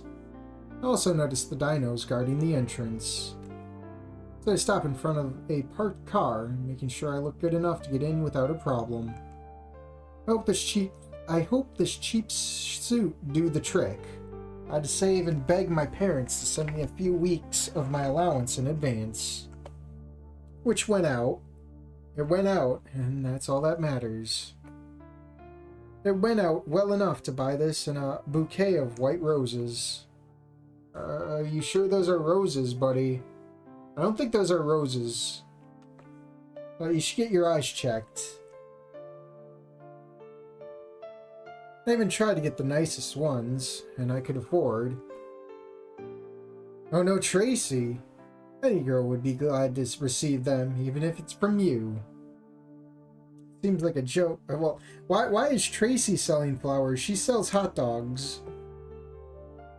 Seems like a joke that just now I remember the words of the seller, which didn't even try to hide her disgust. I would have showed her a middle finger in any other day, but today was special. I don't want to be a bastard. Need something? Yes, I'm here to see a friend. This is an exclusive place. Only those allowed by the family can enter. I can't let anyone in, especially someone like you. What the f... Wasn't this hour supposed to be free to enter? Racism isn't what bothers me. I got used to it as soon as I set foot in this damn city. But now they're denying me entry when I couldn't even say who I came to visit. Who's that supposed to be? Veho Dino. What's going on here? Nothing, sir. We were just informing this poor human that he can't access this property without prior authorization. Oh, I see. And there's no problem, since this young man is a guest of me. Sir? Indeed, this kid is a friend of my niece. I'd appreciate if you don't interrupt his visit, unless I'm compelled to talk with our supervisor. No need. Please excuse us for this clear misunderstanding. The first guard said, opening the iron door, letting both of us in. I suppose he looked at my stupid face, since he did some gestures to follow him. I don't care if I have to accept his 20 later. What matters is that I'm in.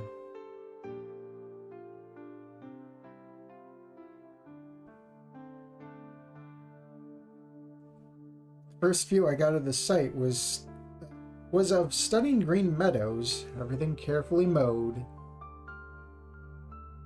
White stone paths meandered the road, giving way to different parts of the site. All throughout the beautiful green landscape, some buildings and stone structures that arised were covered by bushes and large trees that provide shade. From the look on your face, I could tell it's your first time in a place like this. I never thought about coming to this kind of place. Do you have an idea of where you want to go, son? This question makes me pull a piece of paper out of my pants, opening and showing it to the old man. The parasaur stopped for a moment when he saw the location. A fleeting expression of surprise took over. I raised an eyebrow at the look of the rich man. Maybe it was just my imagination, but he seemed incredulous. I see. Let me tell you, it's not very far, he said with a calm smile before pointing in a direction with his cane. Keep walking, then turn left, and after the first buildings you will reach your destination. Before I could say anything, the old man turned around to walk in another direction. Wait, why did you help me? Son, only a fool wouldn't allow the entrance to a lad as desperate as you. By your looks and those cheap flowers, I can guess that you did your best effort to set foot in this place. I didn't lie when I said when I have a niece here. I'm sure she would be sad if they didn't allow a friend to visit her. Although, let me tell you, it's not fair that someone your age has to come to this place. After that, I started walking in the direction he gave me, sometimes stopping to admire the monuments and buildings of the place. I'm a bit surprised by the appearance of the place, being a large eccentric garden decorated with several buildings. I make an enormous effort to ignore the appearance of the place I'm standing and its meaning. Yet my gaze wanders to a specific place.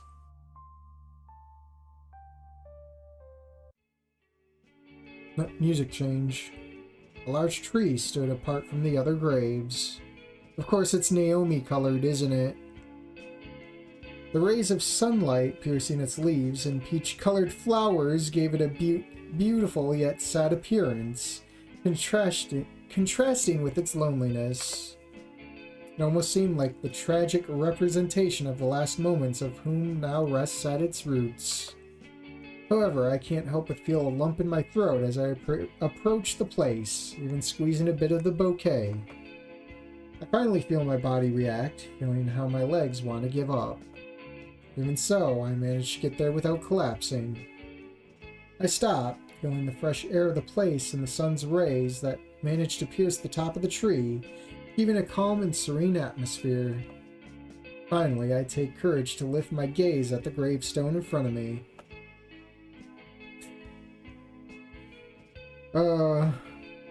That's what you get for being a Moretti.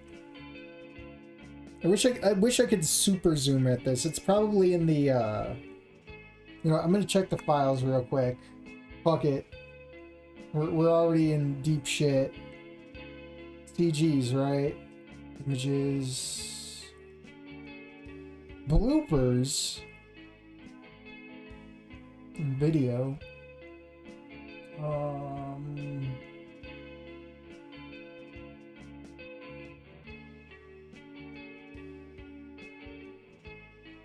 Sonages? What? Oh, that's just, oh yeah, this is in Spanish, so that'd be that. Okay, backgrounds. Right.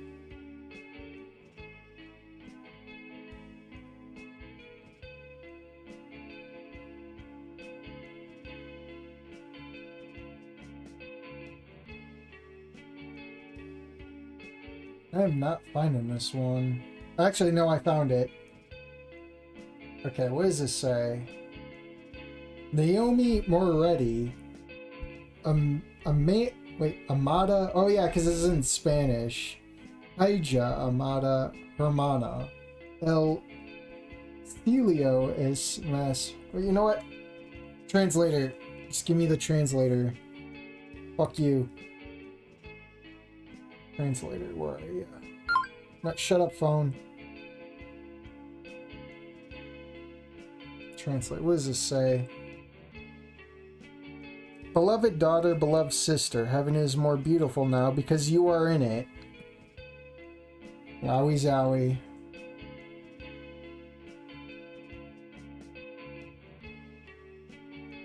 Is this real? I can't help but grimace as I notice the multiple floral decorations. Each one more beautiful than the last. Some of them are so fresh that they seem to be recent. I'll give a beautiful view of the last farewell to her.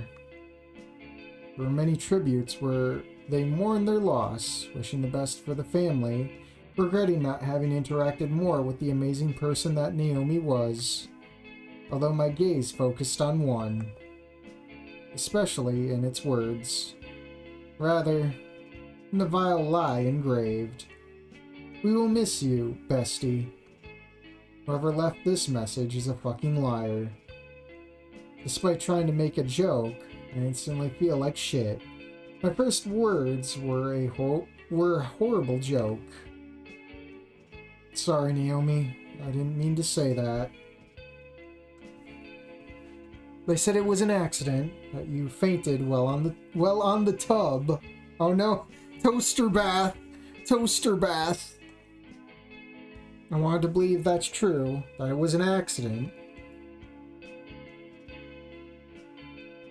That it wasn't because you no longer saw the point of living another day. That it wasn't because the last day I saw you, you seemed to be empty. That it wasn't because no one offered you a hand. That it wasn't because I was a fucking coward to help you. Man, why does Anon look like he's like 7 years old?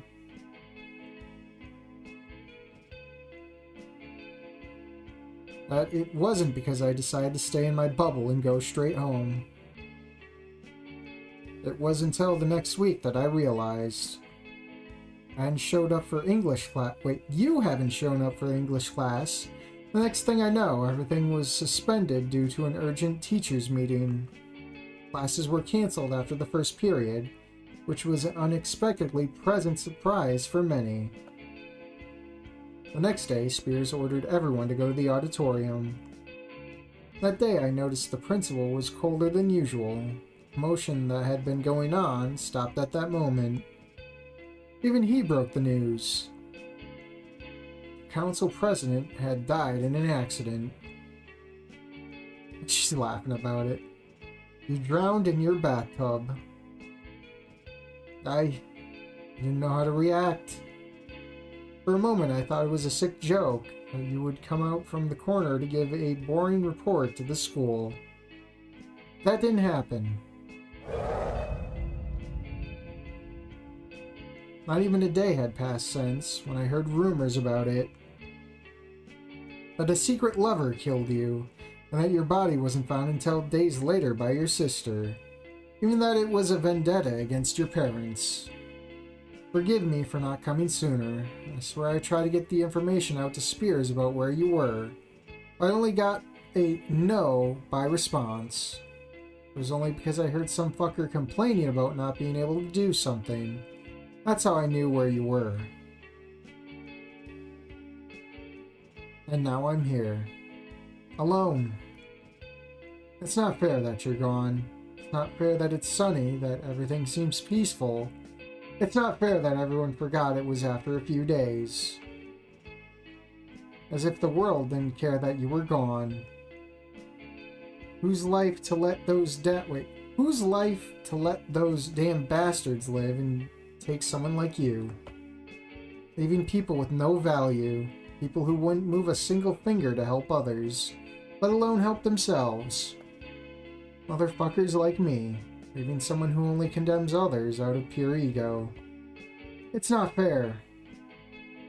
Naomi, is this how you felt? It wasn't an accident. I saw the signs. You needed help. Your eyes were screaming for someone to notice that it was happening. And in my selfishness, I chose to leave you. You chose this, didn't you, Naomi? I left when you needed someone the most, just like they did to me. Or even worse than those who made you made this decision. I'm sorry. Oh, we got artist sketch on the back of the grave, or was it a signature? There we go. I'm so sorry. I'm sorry for doing nothing. Hello, Fang. Selfishness and its absolute loneliness. Now we're just going to... Why are we so, like... Because we kept brushing Naomi off. Like, why do we're forced to care about Naomi. When in reality, Anon would just go back to Fang. There was nothing bad between them in this mod. Our credits. Take a drink. Or tears.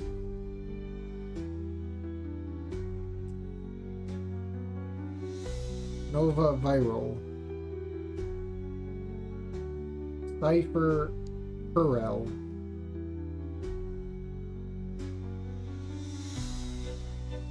Shima 60.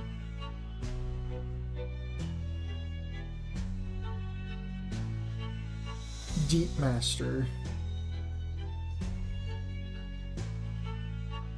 It's kind of funny when most of the art was put into like the abuse stuff, the violence.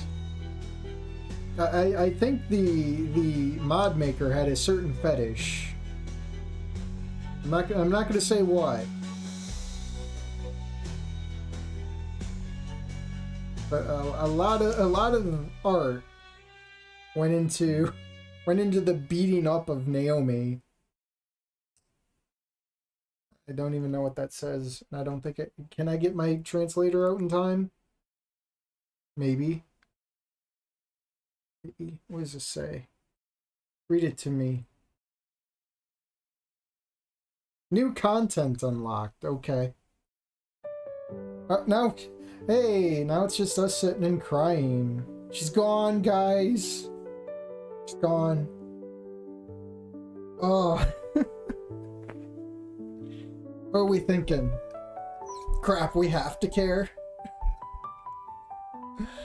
Do we want to go through the other endings? Maybe? Or was this the best ending?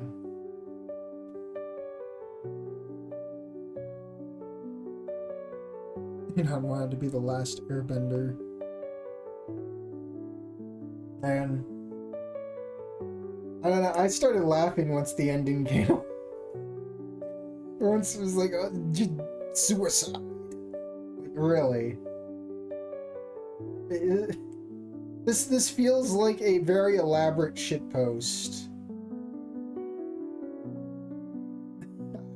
It's just because I can't take this seriously. This is definitely someone who really wanted, like, this is my comfort character, and I'm gonna make a weird story with my comfort character that only makes sense to me. I mean, it's a lot of work. These mods aren't easy to make. But for someone on the outside in who doesn't work on these and just eats them like the slop they are, like, I gotta call it as it is. It was pretty boring until, like, until like, whoa, she actually died? Like, what the? uh, I don't think like Naomi would off herself. She doesn't seem like the type who would do that either. I don't know. I feel like with, especially with her and her rich parents, don't you think she'd just fucking use money to like get what she wants? She'd probably pull the strings to make something happen to those people, you know? It's hard to suspend disbelief when like you know how where these characters come from, you know? Newt Slop. Bad ending, because this one was a good one. I don't know. But we do have extras now. I am blue was his fang. The thing where it does that stuff is like so weird. Ugh. We're like 2 hours in. And I'm like fucking melting in my bed because I don't have, my AC is turned off because it's winter. They turned everyone's AC off, so now I'm sitting here melting.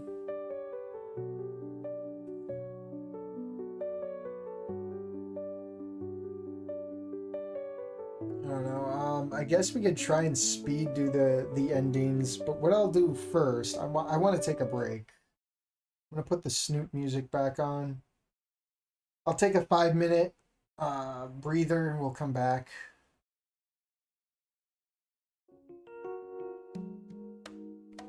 Oh, I am sweaty, so I will be back.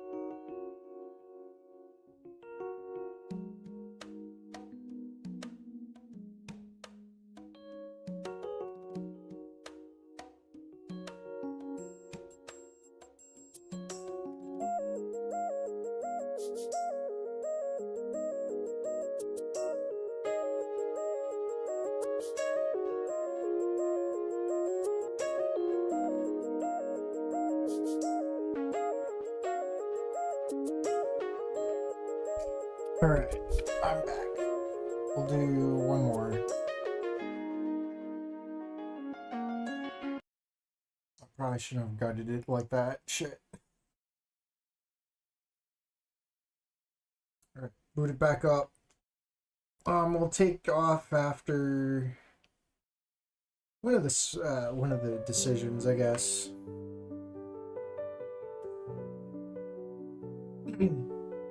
Alright. Help Naomi. After Jesus and his stone cross, I guess I could help her. Oh no, oh no. Several sheets have been ruined since they've been stepped on. Luckily, some were salvageable yet. It just goes on and on and on.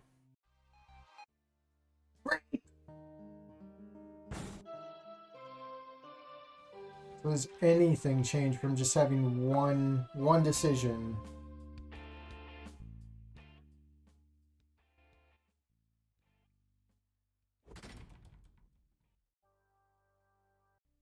Actually, before I do anything,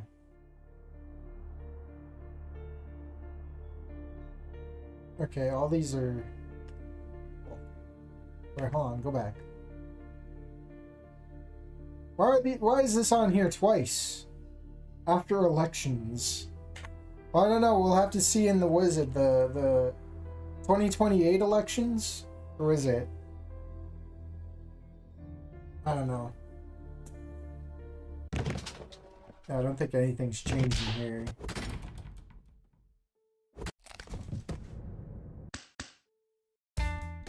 I think it's the same as before.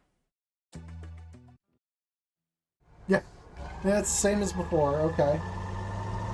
Load. I want to load.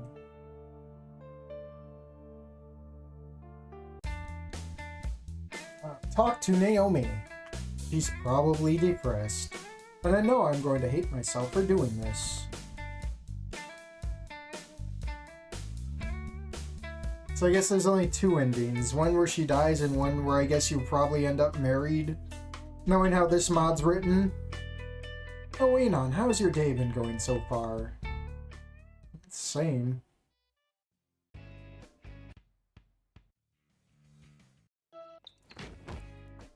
Oh, Naomi.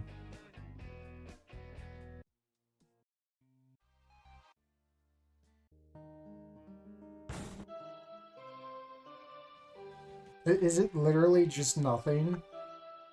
Help Naomi. Oh, this is new. Sure, where is it? Oh, this is all new.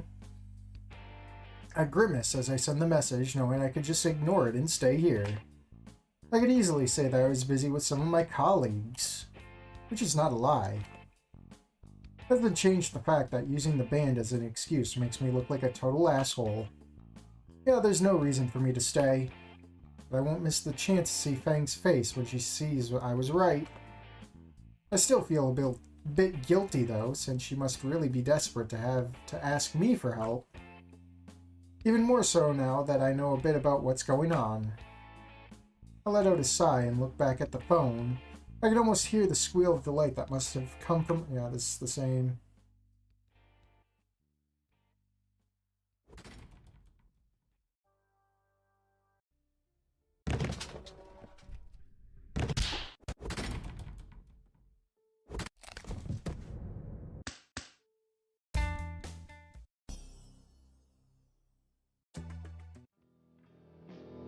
Okay, wait. Go back.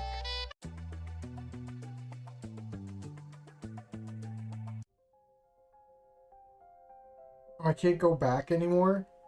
I have to still deal with this. No other option. I have sort of... Never mind. I think it's just the same. Oh. Move your mouse and make it... God damn it! Let's go back. Oh, hold on, guys. No, I didn't want to do... God damn it. I hate this game. Can you tell? Start all the way over, get the first decision. Talk to Naomi.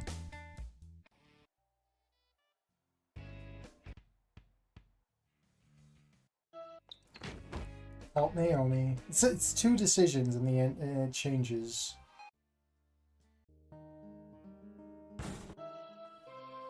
Let me just save.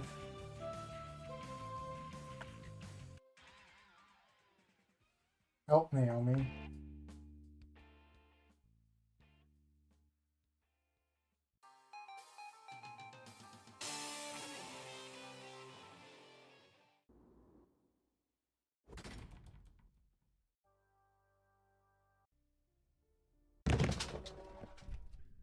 Chat's dead.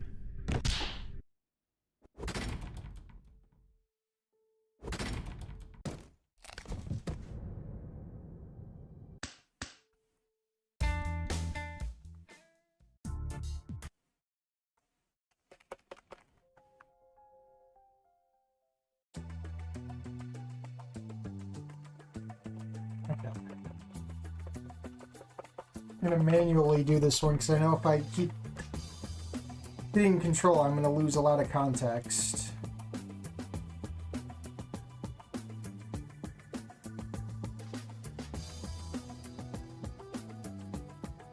Come on.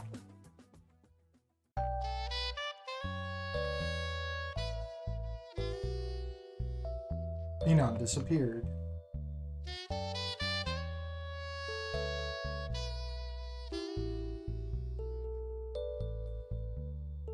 Let me save again.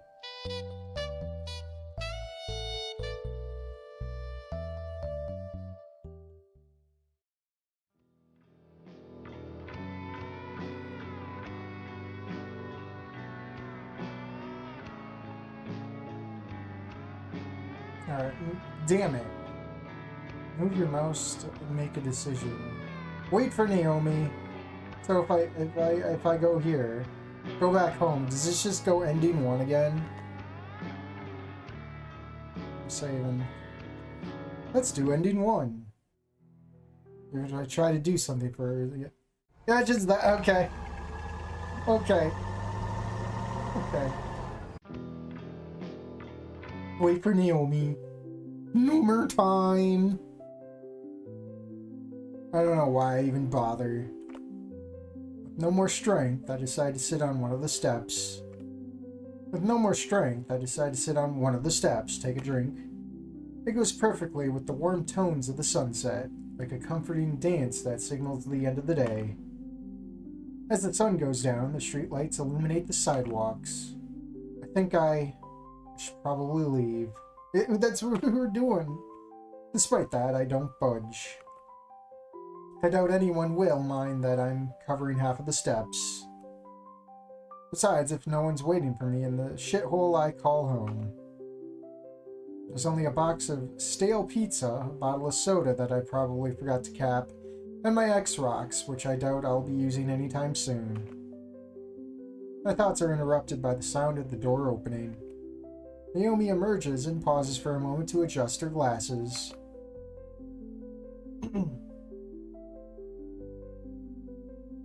She didn't even seem to notice me. Won't judge her, though. After all that, I doubt she'll pay attention to anything that's not right in front of her. Typical parasaur behavior. She looks better, for lack of a better word. Now her hair is overly done, and her posture looks awkwardly natural. Even though she tries to look perfect, it's pretty clear she's taking her time to make sure she doesn't show anything that could reveal her mood. So focused on the details that she doesn't notice I got up. So I got up to her tentatively. I mean, my decision never turns out well. I've already fucked up a lot today. At least I'd like to make sure she's okay before she heads home. Hey, Naomi. Her reaction, even if it's not what I expected, isn't helpful. I remain silent, waiting for her to recover. Oh, Anon. I didn't know you were still here. No one says anything, making the moment awkward, only interrupted by the sound of cars far off in the distance. I just wanted to make sure you were okay. For a second, her empty gaze looked surprised, but not scared. Still empty, though. Oh, I see, thanks. You didn't need to. Whatever did they do to her? Whatever they did to her, it broke her. And tries to hide it the only way she knows how, acting like everything's fine. I see. I think we should head back home since it's kinda late. Sure, I guess I'll see you later, Anon. Come on, faggot, you gotta do something. There's no turning back. Yeah, loneliness is the best thing that's ever happened to you, but for once, do something useful for someone else. It's kinda late. Do you mind if I come with you? Come on, faggot, you gotta do something. There's no turning back. It'd be nice. Wait, it'd be nice.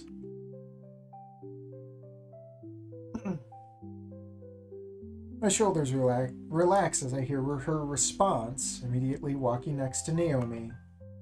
None of us say anything. Luckily, this station is nearby. Hey Naomi, have I ever showed you what public transportation's like? There's nothing to say. We just get on the bus. I would never picture Naomi taking the bus. Hell no. That's just gonna make her more extremist. She's gonna hate the monkeys more. She's gonna hate them skinnies. The drive was relatively short. The only thing you could hear was the old bus engine and the other passengers' comments because there was a skinny with them. But none of us said anything. When we arrived at her door, she fiddles a bit with the keys. She didn't seem too keen on the idea of entering. Oh, Anon. Thanks for coming with me.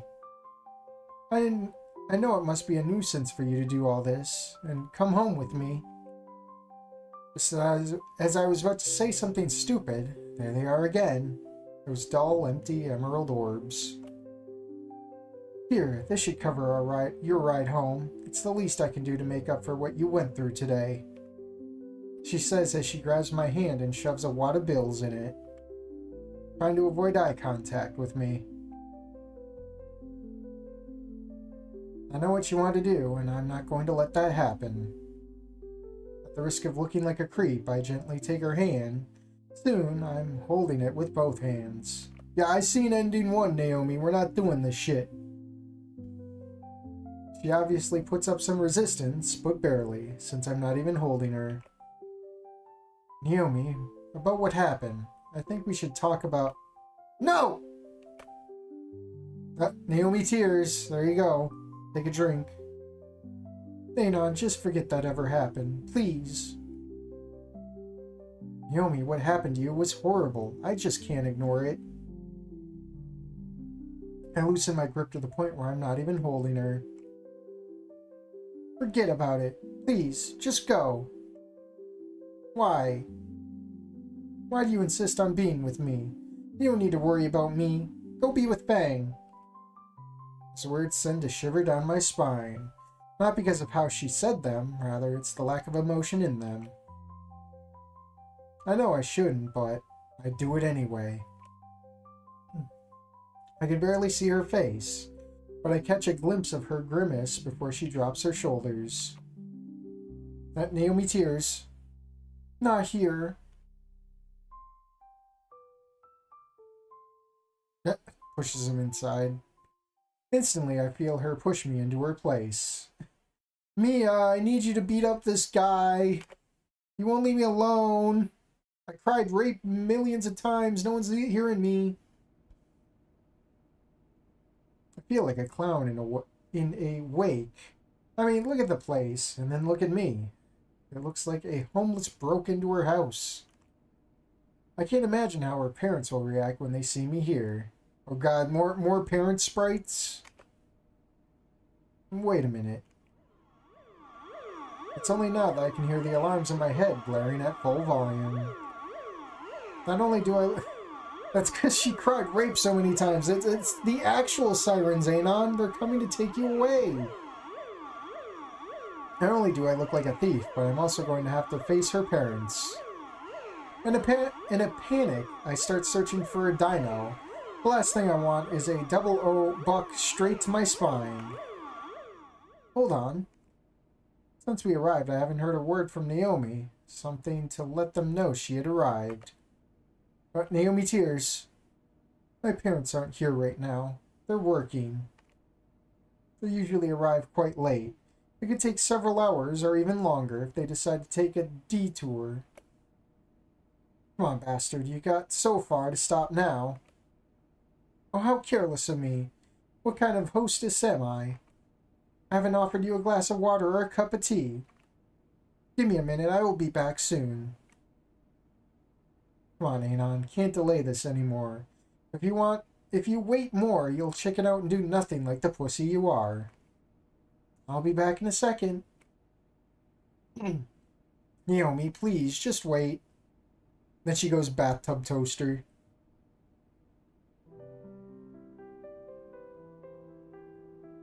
Naomi tears.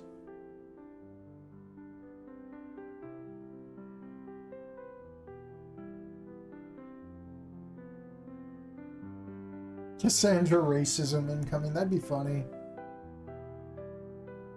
Naomi tears.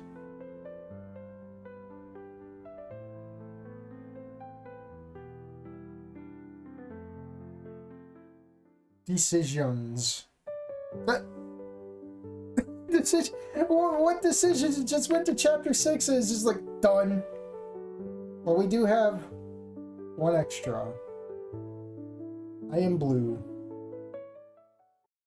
That lonely night. Oh, so this is a lonely night, you say. So is this post-ending 1? Oh, this would be suicide. Naomi suicide. Bathtub toaster.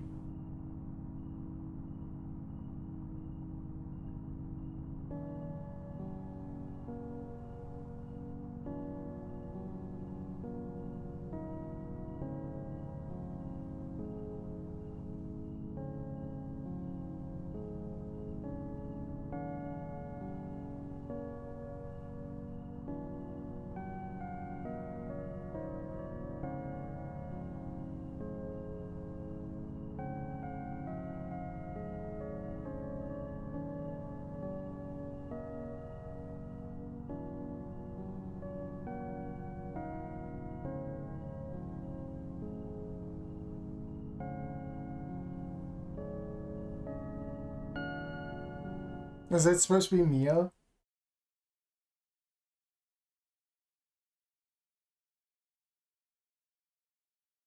That's it, just compilation. She went to the water world. Mamma Mia! Time to go to world 1, what is it, 1-3?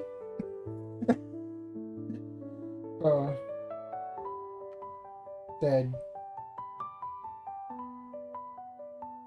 That's it.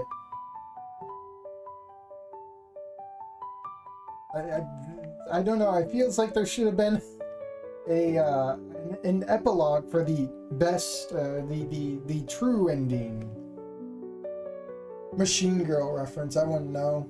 I don't want to hug that Noomer. Index. What is chapter 6? Decisions. Oh, this is chapter 6. Okay. I see. Never mind. Well, that's the Noomer mod. I guess that's that. The art was probably the best part of the game.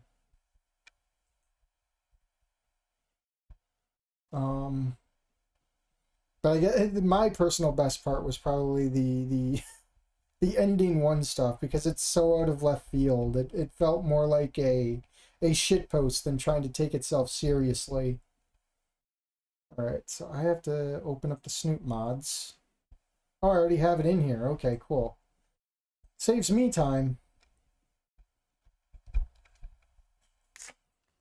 So we'll do this 1 mod, and then we'll probably call it.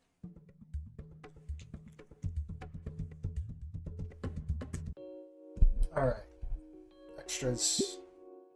Mods. Merry Christmas from Volcadara. Wait, Wait, I know who that is. Levent King. I know who that is. It is Christmas in Volcadara, and you probably wonder, gee, I wonder what kind of jolly gift will Anon get for Fang? To that I say strap in your voice or your eyes and embark on a journey of a classic Snoop tale. Alrighty. December 23rd, 201 M 2026 BC, 4:15 PM. That's next year. We're in the future. My feet crunch heavily into the dense powder of snow that coats the ground as I walk down the sidewalk. A freezing gust of wind bites into me heavily.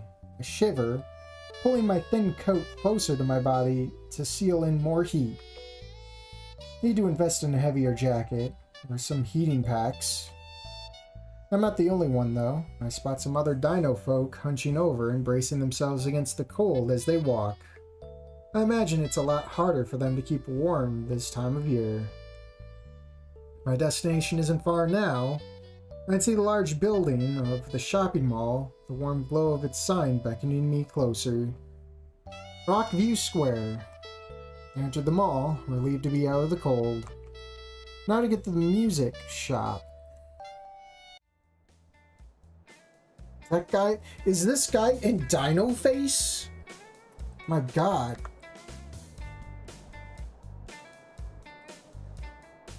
Holy shit. As I look out towards the shops, my eyes are assaulted by a mosaic of different vividly colored dinosaurs. The place is absolutely mobbed. Two women are in an incredibly loud screaming match over what appears to be a limited edition holiday tumbler cup.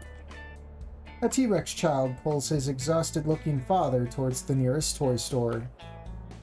I see the poor employees desperately trying to corral people and break up any discourse to little avail. After Jesus, how am I going to find this place?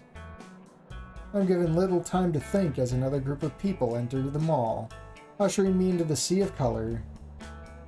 With no idea of where I'm actually going, I try my hardest not to run into anyone, but with how packed the mall is, there's still the occasional stepped tail or bumped shoulder. Hey, I'm walking here! Sorry. As I make my way through the crowd, I am also occasionally poked and bumped by horns, tails, and other appendages. When did Anon get taller? This is probably like ending 3 or 4 Anon. Fuck, now this is just getting annoying. Maybe if I duck into a shop, I can wait out the crowd. I crane my neck up in order to peer above the oceans of patrons trying to spot a store that may not be as busy. I see my salvation conveniently close by. A pharmacy. Think Raptor Jesus. All of the grace and agility I can muster, I carefully yet speedily maneuver towards the entrance.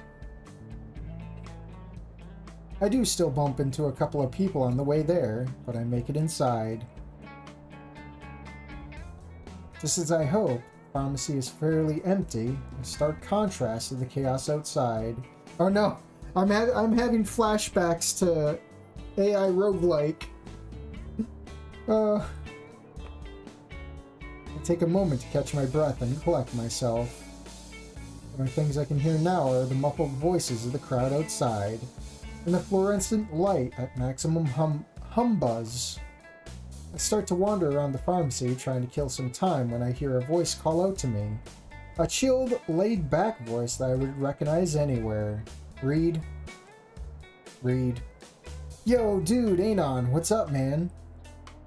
Reed? Hey man, not much. I'm just getting in some last-minute Christmas shopping, which I'm realizing, in retrospect, was a terrible idea. Reed chuckles. Yeah, that may have not been the best move, broski. You're looking a little rough. I look down and inspect myself. There's several scratches and bruises on my arms, and the sleeves of my jacket is torn slightly. Damn, yeah, those crowds are no joke. I gotta keep pushing through though if I'm going to get all of your presents in time. Respect, dude. Have you figured out what you're getting, everyone? Not quite. I know I want to get Fang a new guitar, which is why I'm here. I was trying to get to the music warehouse. Reed looks at me with a blank, quizzical look. Dude, that place went out of business months ago. It's not here anymore. Fuck, are you serious? Yeah, man, sorry. I put my head in my hands and exhale sharply, massaging my temples as I reconsider my options while I hear Reed perk up. Don't worry, dude. I know a music shop in Volcadara Plaza. It's called Volcadara Beats. It's where I got my drum kit. I feel a small wave of relief wash over me. Volcadara Plaza, the strip mall. I think that's not far from here. I breathe out a long sigh. Okay, this isn't a total disaster then. Thanks, Reed. You just saved me a lot of headache. No problem, brah. Just make sure to pick me up a good present too. Reed winks and shoots me some finger guns. I shoot some back as I begin to walk back out of the mall. I will. See you later. Later, Anon. Good luck.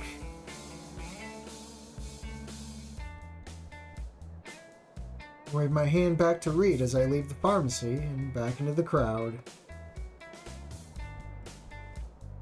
Luckily, the madness seems to have thinned out just enough. There's fewer people and a little more space to breathe. I have a little time to enjoy it though, as I feel my phone vibrating. Removing it from my pocket, I see Nazer's name on the caller ID. I began to hurriedly walk towards the exit. I just hope he can buy me some time. More time tonight. And I pull out my earbud, that's great. I'm cursed by the Naomi mod, I swear to God. I have to, like, readjust again, and it sucks. I just hope he can buy me some more time for tonight's party. When I pick up the phone to answer him, I immediately hear Nazer's worried voice in a hushed tone. Anon, please tell me these things are going well. Did you get the you-know-what? What is he wearing? It's backwards. Or I think it says by any means necessary. Ugh. Frozen food. He's getting the chicken nuggies, isn't he? Not yet. Turns out that the music warehouse closed down a couple months back. Nazer draws in a sharp inhale. Before he could say anything, I quickly reply. But don't worry though, I ran into Reed at the mall and he let me know that there's a place in Volcadara Plaza where I can get it. Nazer lets out a long sigh. I can hear some shuffling. Fine, you need to hurry though. I'm not exactly a well of great excuses here. I told Fang that there was a holiday sale on Dino Nuggets. We've been to 2 other stores at this point, and there's no sale. I think she's starting to suspect something is up. Okay, I'm going as fast as I can. I'll let you know when I get it. Alright. Just please keep me posted. I'm starting to freak out a little. Everything will be alright, Nazer. Just keep Fang busy for a little bit longer. I'll talk to you later. Later. That is ending 4, ain't it? Everything alright? Yeah, everything's fine, sis. You sure? You're jumpy today. Yeah, totally cool.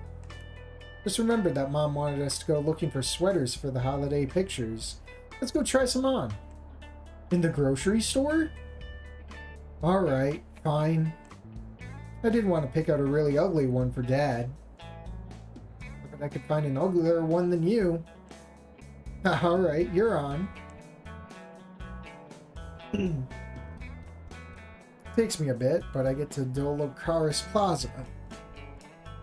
The strip mall is pretty small, so I can see a big neon sign for Volcadara Beats easily. Its logo is a big vinyl record with an exploding volcano behind it all, outlined in neon lights. Oh no, what is this, not Liz? Entering the store definitely gives me an underground vibe.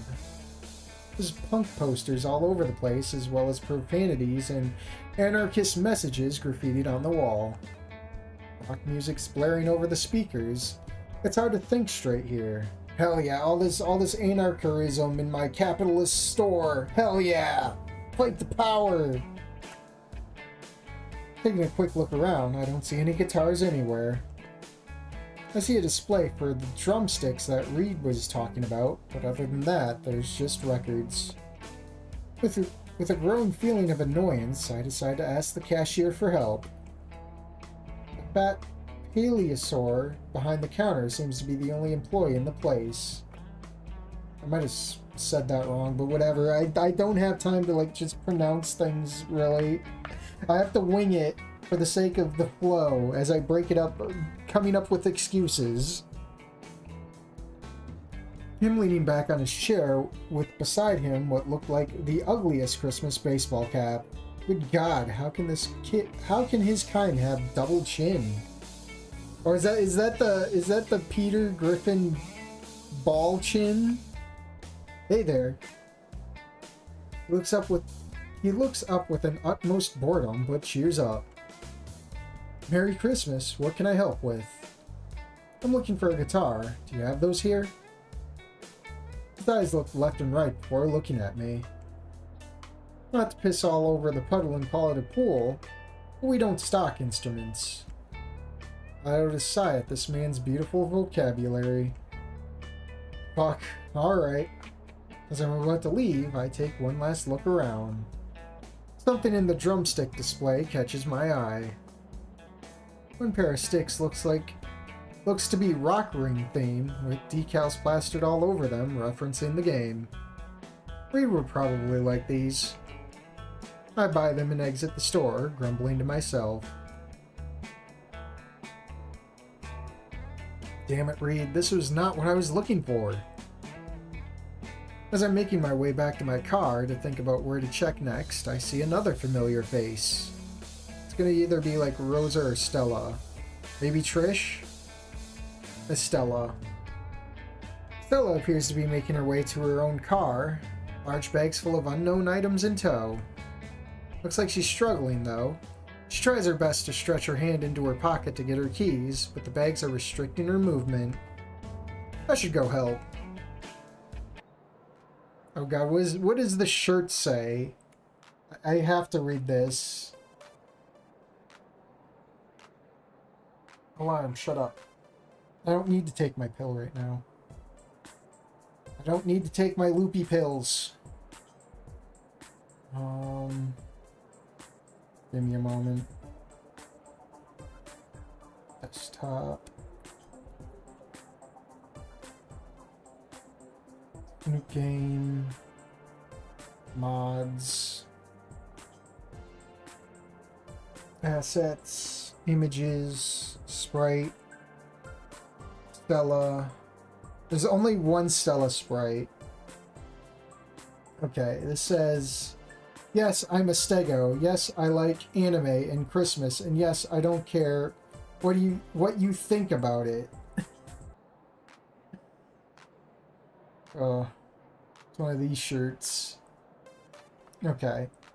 I quickly jog my way over to her. She notices me immediately. Oh, Anon, hello. Hey there, Stella. Need a hand? I don't even wait for an answer. I see one of the bags slipping from her grasp, and I move quickly to catch it. Oh my, good catch. I suppose I could use some assistance. No peeking, though. All of your gifts are in these bags. I chuckle as I help her load them into the car. Yeah, no problem. Wouldn't want to ruin the surprise. Speaking of surprises, what are you doing here? I thought you would be home with Fang getting ready for the party. I put my hand behind my head, slightly embarrassed.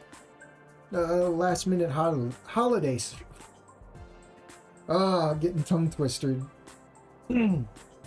Last minute holiday shopping. I want to get a guitar for Fang, and Reed suggested I come here. He neglected to tell me that Volcadara Beats is a record store and doesn't have instruments. Stella rolls her eyes. Yeah, Reed has always had a habit of leaving out details, hasn't he? But hey, if you're looking for a guitar, I might know a place. Really? That'd be great. Thanks. She takes out her phone and shows it to me while I write it down on the address on my phone. It's called Suzushi Basho. It's kind of just has everything. I usually go there for new figurines. It's not too far from here. Oh, that's so? Taking the receipt and looking at the address, I see that it's literally just around the corner. And here I thought I'd have to get back into my car. You're a real lifesaver, Stella. Thanks again. No problem, Manon. Good luck. I wave goodbye to her as I start to walk over to the store. It only takes me about 5 minutes to get there. The cold definitely helps to quicken my pace. The store's sign is written in Japanese, but it has the translated name below it. There's also pictures of various anime characters in the window. Entering the store, I take a moment to appreciate the various figures on display. I may not have much time to watch anime these days, but it definitely brings some nostalgia recognizing some of it in the store. Not today, though. I'm a man on a mission. I see a selection for music equipment as I move towards that back. A lot of it seems to have been picked through, though. Basically, all the instruments are gone, but I do see one guitar. Watch, it's gonna be Hatsune Miku themed. I rush over to it and excitedly grab it off the rack, only to be met with an overwhelming disappointment and disgust. The guitar looks like a normal electric one at first, except for the library of anime girl faces with mouths opened and eyes rolled back. That's for Stella. It's a fucking a Hegio guitar. Ain't no way in hell Fang would like this. Not to mention how inappropriate it would be to give this to her in front of her parents. Yeah, all her parents. Yeah, she's got double parents. Once again defeated, I put the guitar back on the rack and leave the store. I do, however, spot a nice-looking tarot deck that Stella would like, which I buy on my way out. Fuck. This is turning into a real shit show. Panic and desperation start to set in as I try to think of anywhere that may have a guitar. Barwin. 2.5 hours, dang. Only one place comes to mind. Little Trudon. I've never seen any music stores around there. I've also really only been there a couple of times with Fang. Maybe if I look more closely, I'll find something. That or someone from around there may know. I start to walk back to my car when suddenly my phone starts ringing. It's gonna be Nazer. Pulling it out, I once again see Nazer's name on the caller ID. He's frankly getting a little annoyed with these check-ins. As I pick up the phone, his voice is once again quiet. But there's also more desperation this time. Manon, Fang and I are almost done here. I promised her we'd go home after this. What's your status? Well, Dalacaris Plaza didn't yield anything. I hear a sigh on the other end of the line. I have one last idea, though. Little Trudon has a lot of random stuff, so maybe there could be a music store there. No worries, I've got this. My voice betrays my false confidence. I am very worried, in truth. Nazer pauses for a couple of seconds before speaking again. Look, I'm out of excuses here. We have to go home after this, so if you don't find a guitar in Little Trudon, then try to find something else that's meaningful. All I really want is for my sister to be happy. I do too, Nazer, trust me. But I really am trying my best. But if I can't find it, I will absolutely get something else. Alright, good. Good luck, Anon. I really hope you can find it. Call me when you have something, okay? Yeah, sure, will do. I'll talk to you later, Nazer. Later. Later? Thought it was like the narrator saying, like, later. Okay, this one is hideous. Dad will absolutely hate it. Damn, looks like you win, sis. In your face. After Jesus, that thing is really ugly. Well, a deal's a deal. I'll get that stuff wrapped and then we can head home. Finally, all these errands are starting to wear me out. Fuck. I begin to think of possible backup gifts that I could get for Fang, since little Trudon didn't have any. And any gift ideas that come to mind is something insignificant or something that I've already gotten her. As I'm strewing over my increasingly growing predicament, I suddenly find myself squinting at the bright lights of a neon sign. I look up and wait for my eyes to adjust. Dynamo's Pizza. Time to get a gift card, baby. I feel a slight sense of relief, that or just plain desperation. Mo knows this area pretty well. Maybe he can tell me where a music shop is. I enter the restaurant. Familiar smell of oily pizzas fill my senses. Making my way towards the kitchen, I see Mo hard at work, kneading pizza dough with his small arms. I clear my throat and make my presence known. Hey, Mo. He stops kneading and turns to face me. His eyes light up and a large toothy smile creases his face. Hey, if it isn't my darling Lucy's absolute stud of a husband. How the heck are you, Anon? I manage a meek smile, but my voice betrays my desperation. Honestly, it could be better right now, Mo. Ah, geez, I'm sorry to hear that. Why don't you sit down, have a slice with your Uncle Mo, and tell him what's going on? I don't have time for pizza, but I could definitely use some help right now.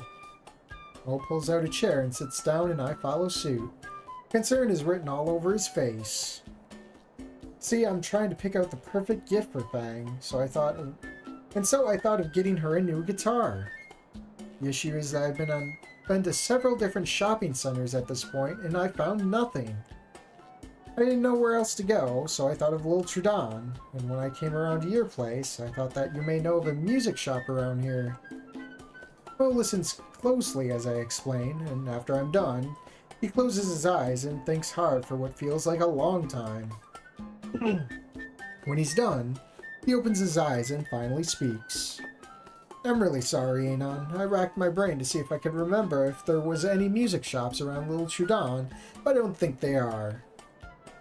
I let out a defeated sigh and rest my elbow on the table with my head in my hand.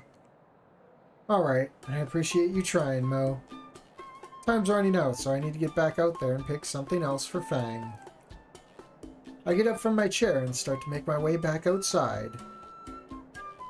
I know you'll find something perfect for her. Best of luck to ya. I turn my head and flash him another weak smile. Thanks, Mo.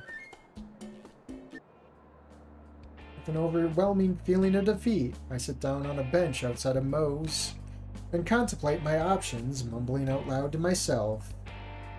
The new necklace? No, she never takes off the amber one I gave her. Merchandise from her favorite band? Too tacky. I want this to be special.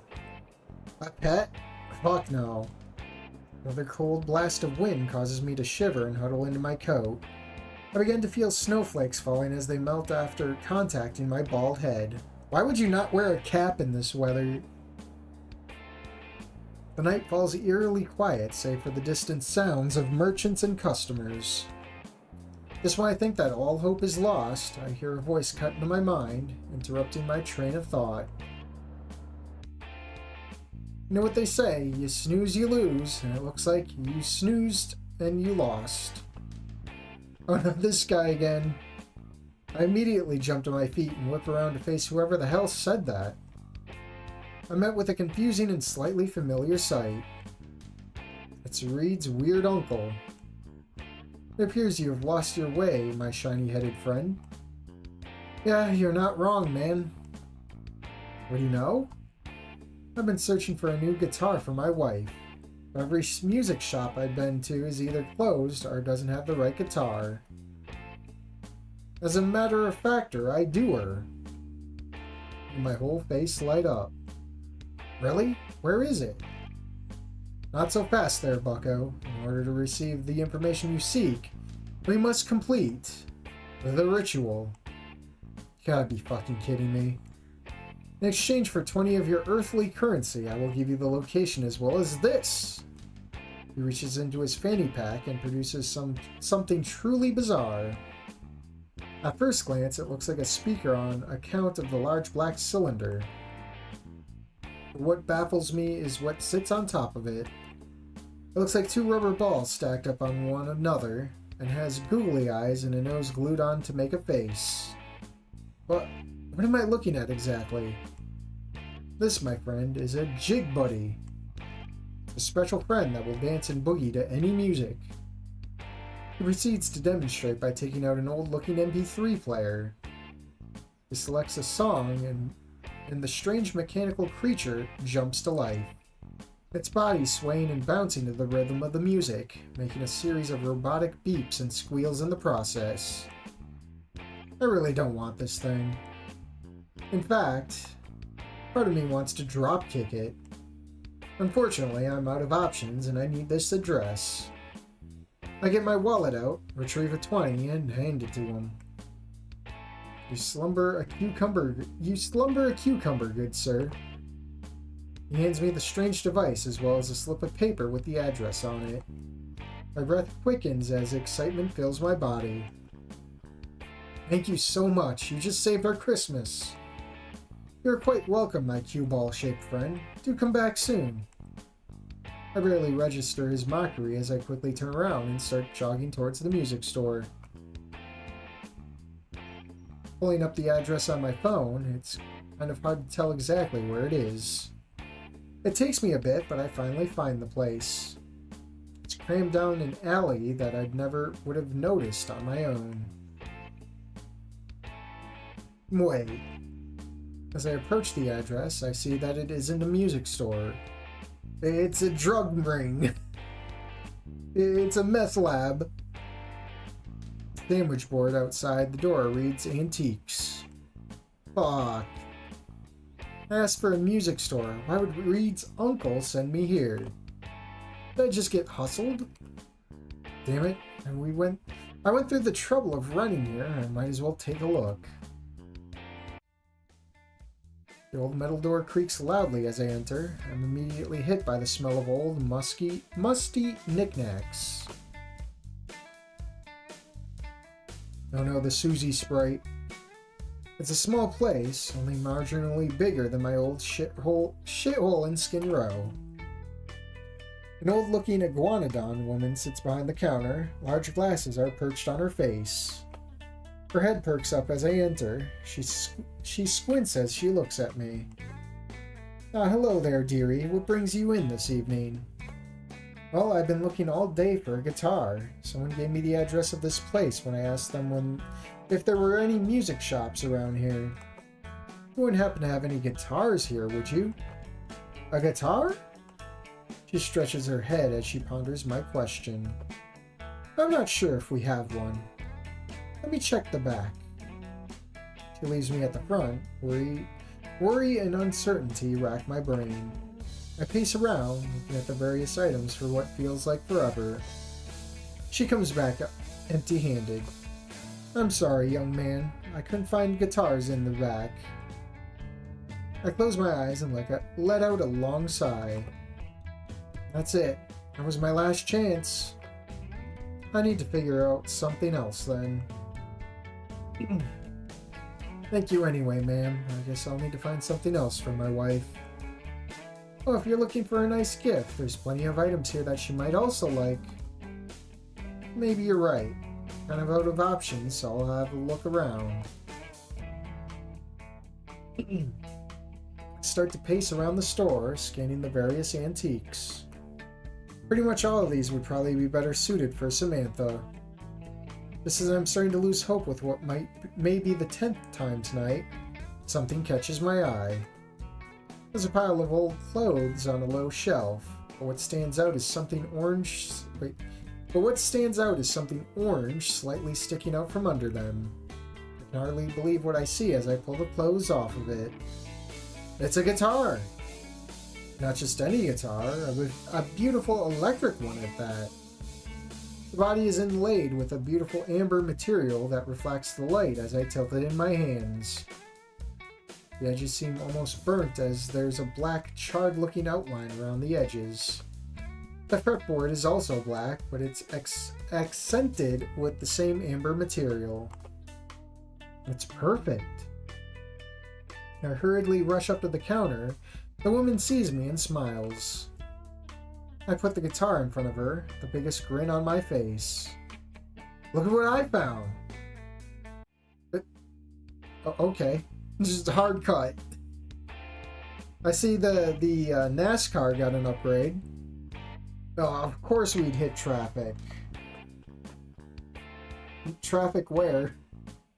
This is like you're coming away from the beach. Damn it, what was I thinking? Whoa, Nazer, what's going on, bro? You've been acting weird all day. You seem really on edge. Something up between you and Naomi? No, it's just... I wanted today to go really well, and things just aren't. The fact that we left the shopping until last minute definitely didn't help. I'm just stressed is all. I'm sorry. It's alright, Nazer. We still have some time before the party. Just take a breath and relax. Here, I'll turn on the radio. Oh no, it's the Wani music. 30 minutes later. Whew, finally, it's starting to clear. We'll be home in no time. Goodbye, Wani music. Anon! Anon? Fang nearly tackles me as I almost drop the lights I was helping to set up with the errands. Hey, dweeb, I missed you. Where have you been all day? Missed you too, sweet tooth. I've just been out making sure everything's perfect for the party. I shift my gaze to Nazer. And rest assured, now that these lights are all set up, everything is perfect. His shoulders deflated, and he lets out a quiet sigh. I'm glad to hear that, Anon. I think we've all waited long enough. Let's get this party started, shall we? I look back over to Fang, who has the biggest smile on her face. Hell yeah, let's do this. Wani music again. I take Fang's hand into mine as we make our way into the house with the rest of her family. Samantha has prepared an absolute feast for all of us. Top gear. Oh, I get it, instead of ho ho ho, it's po po po. Police Nuggy Dad.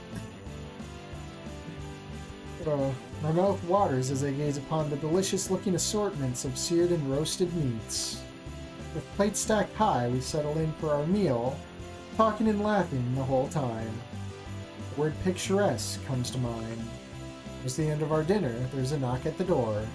Are you gonna be like Stella and Reed? I got it. Yeah, everyone's here. Everyone is here. I smile as I see our whole crew when I open the door.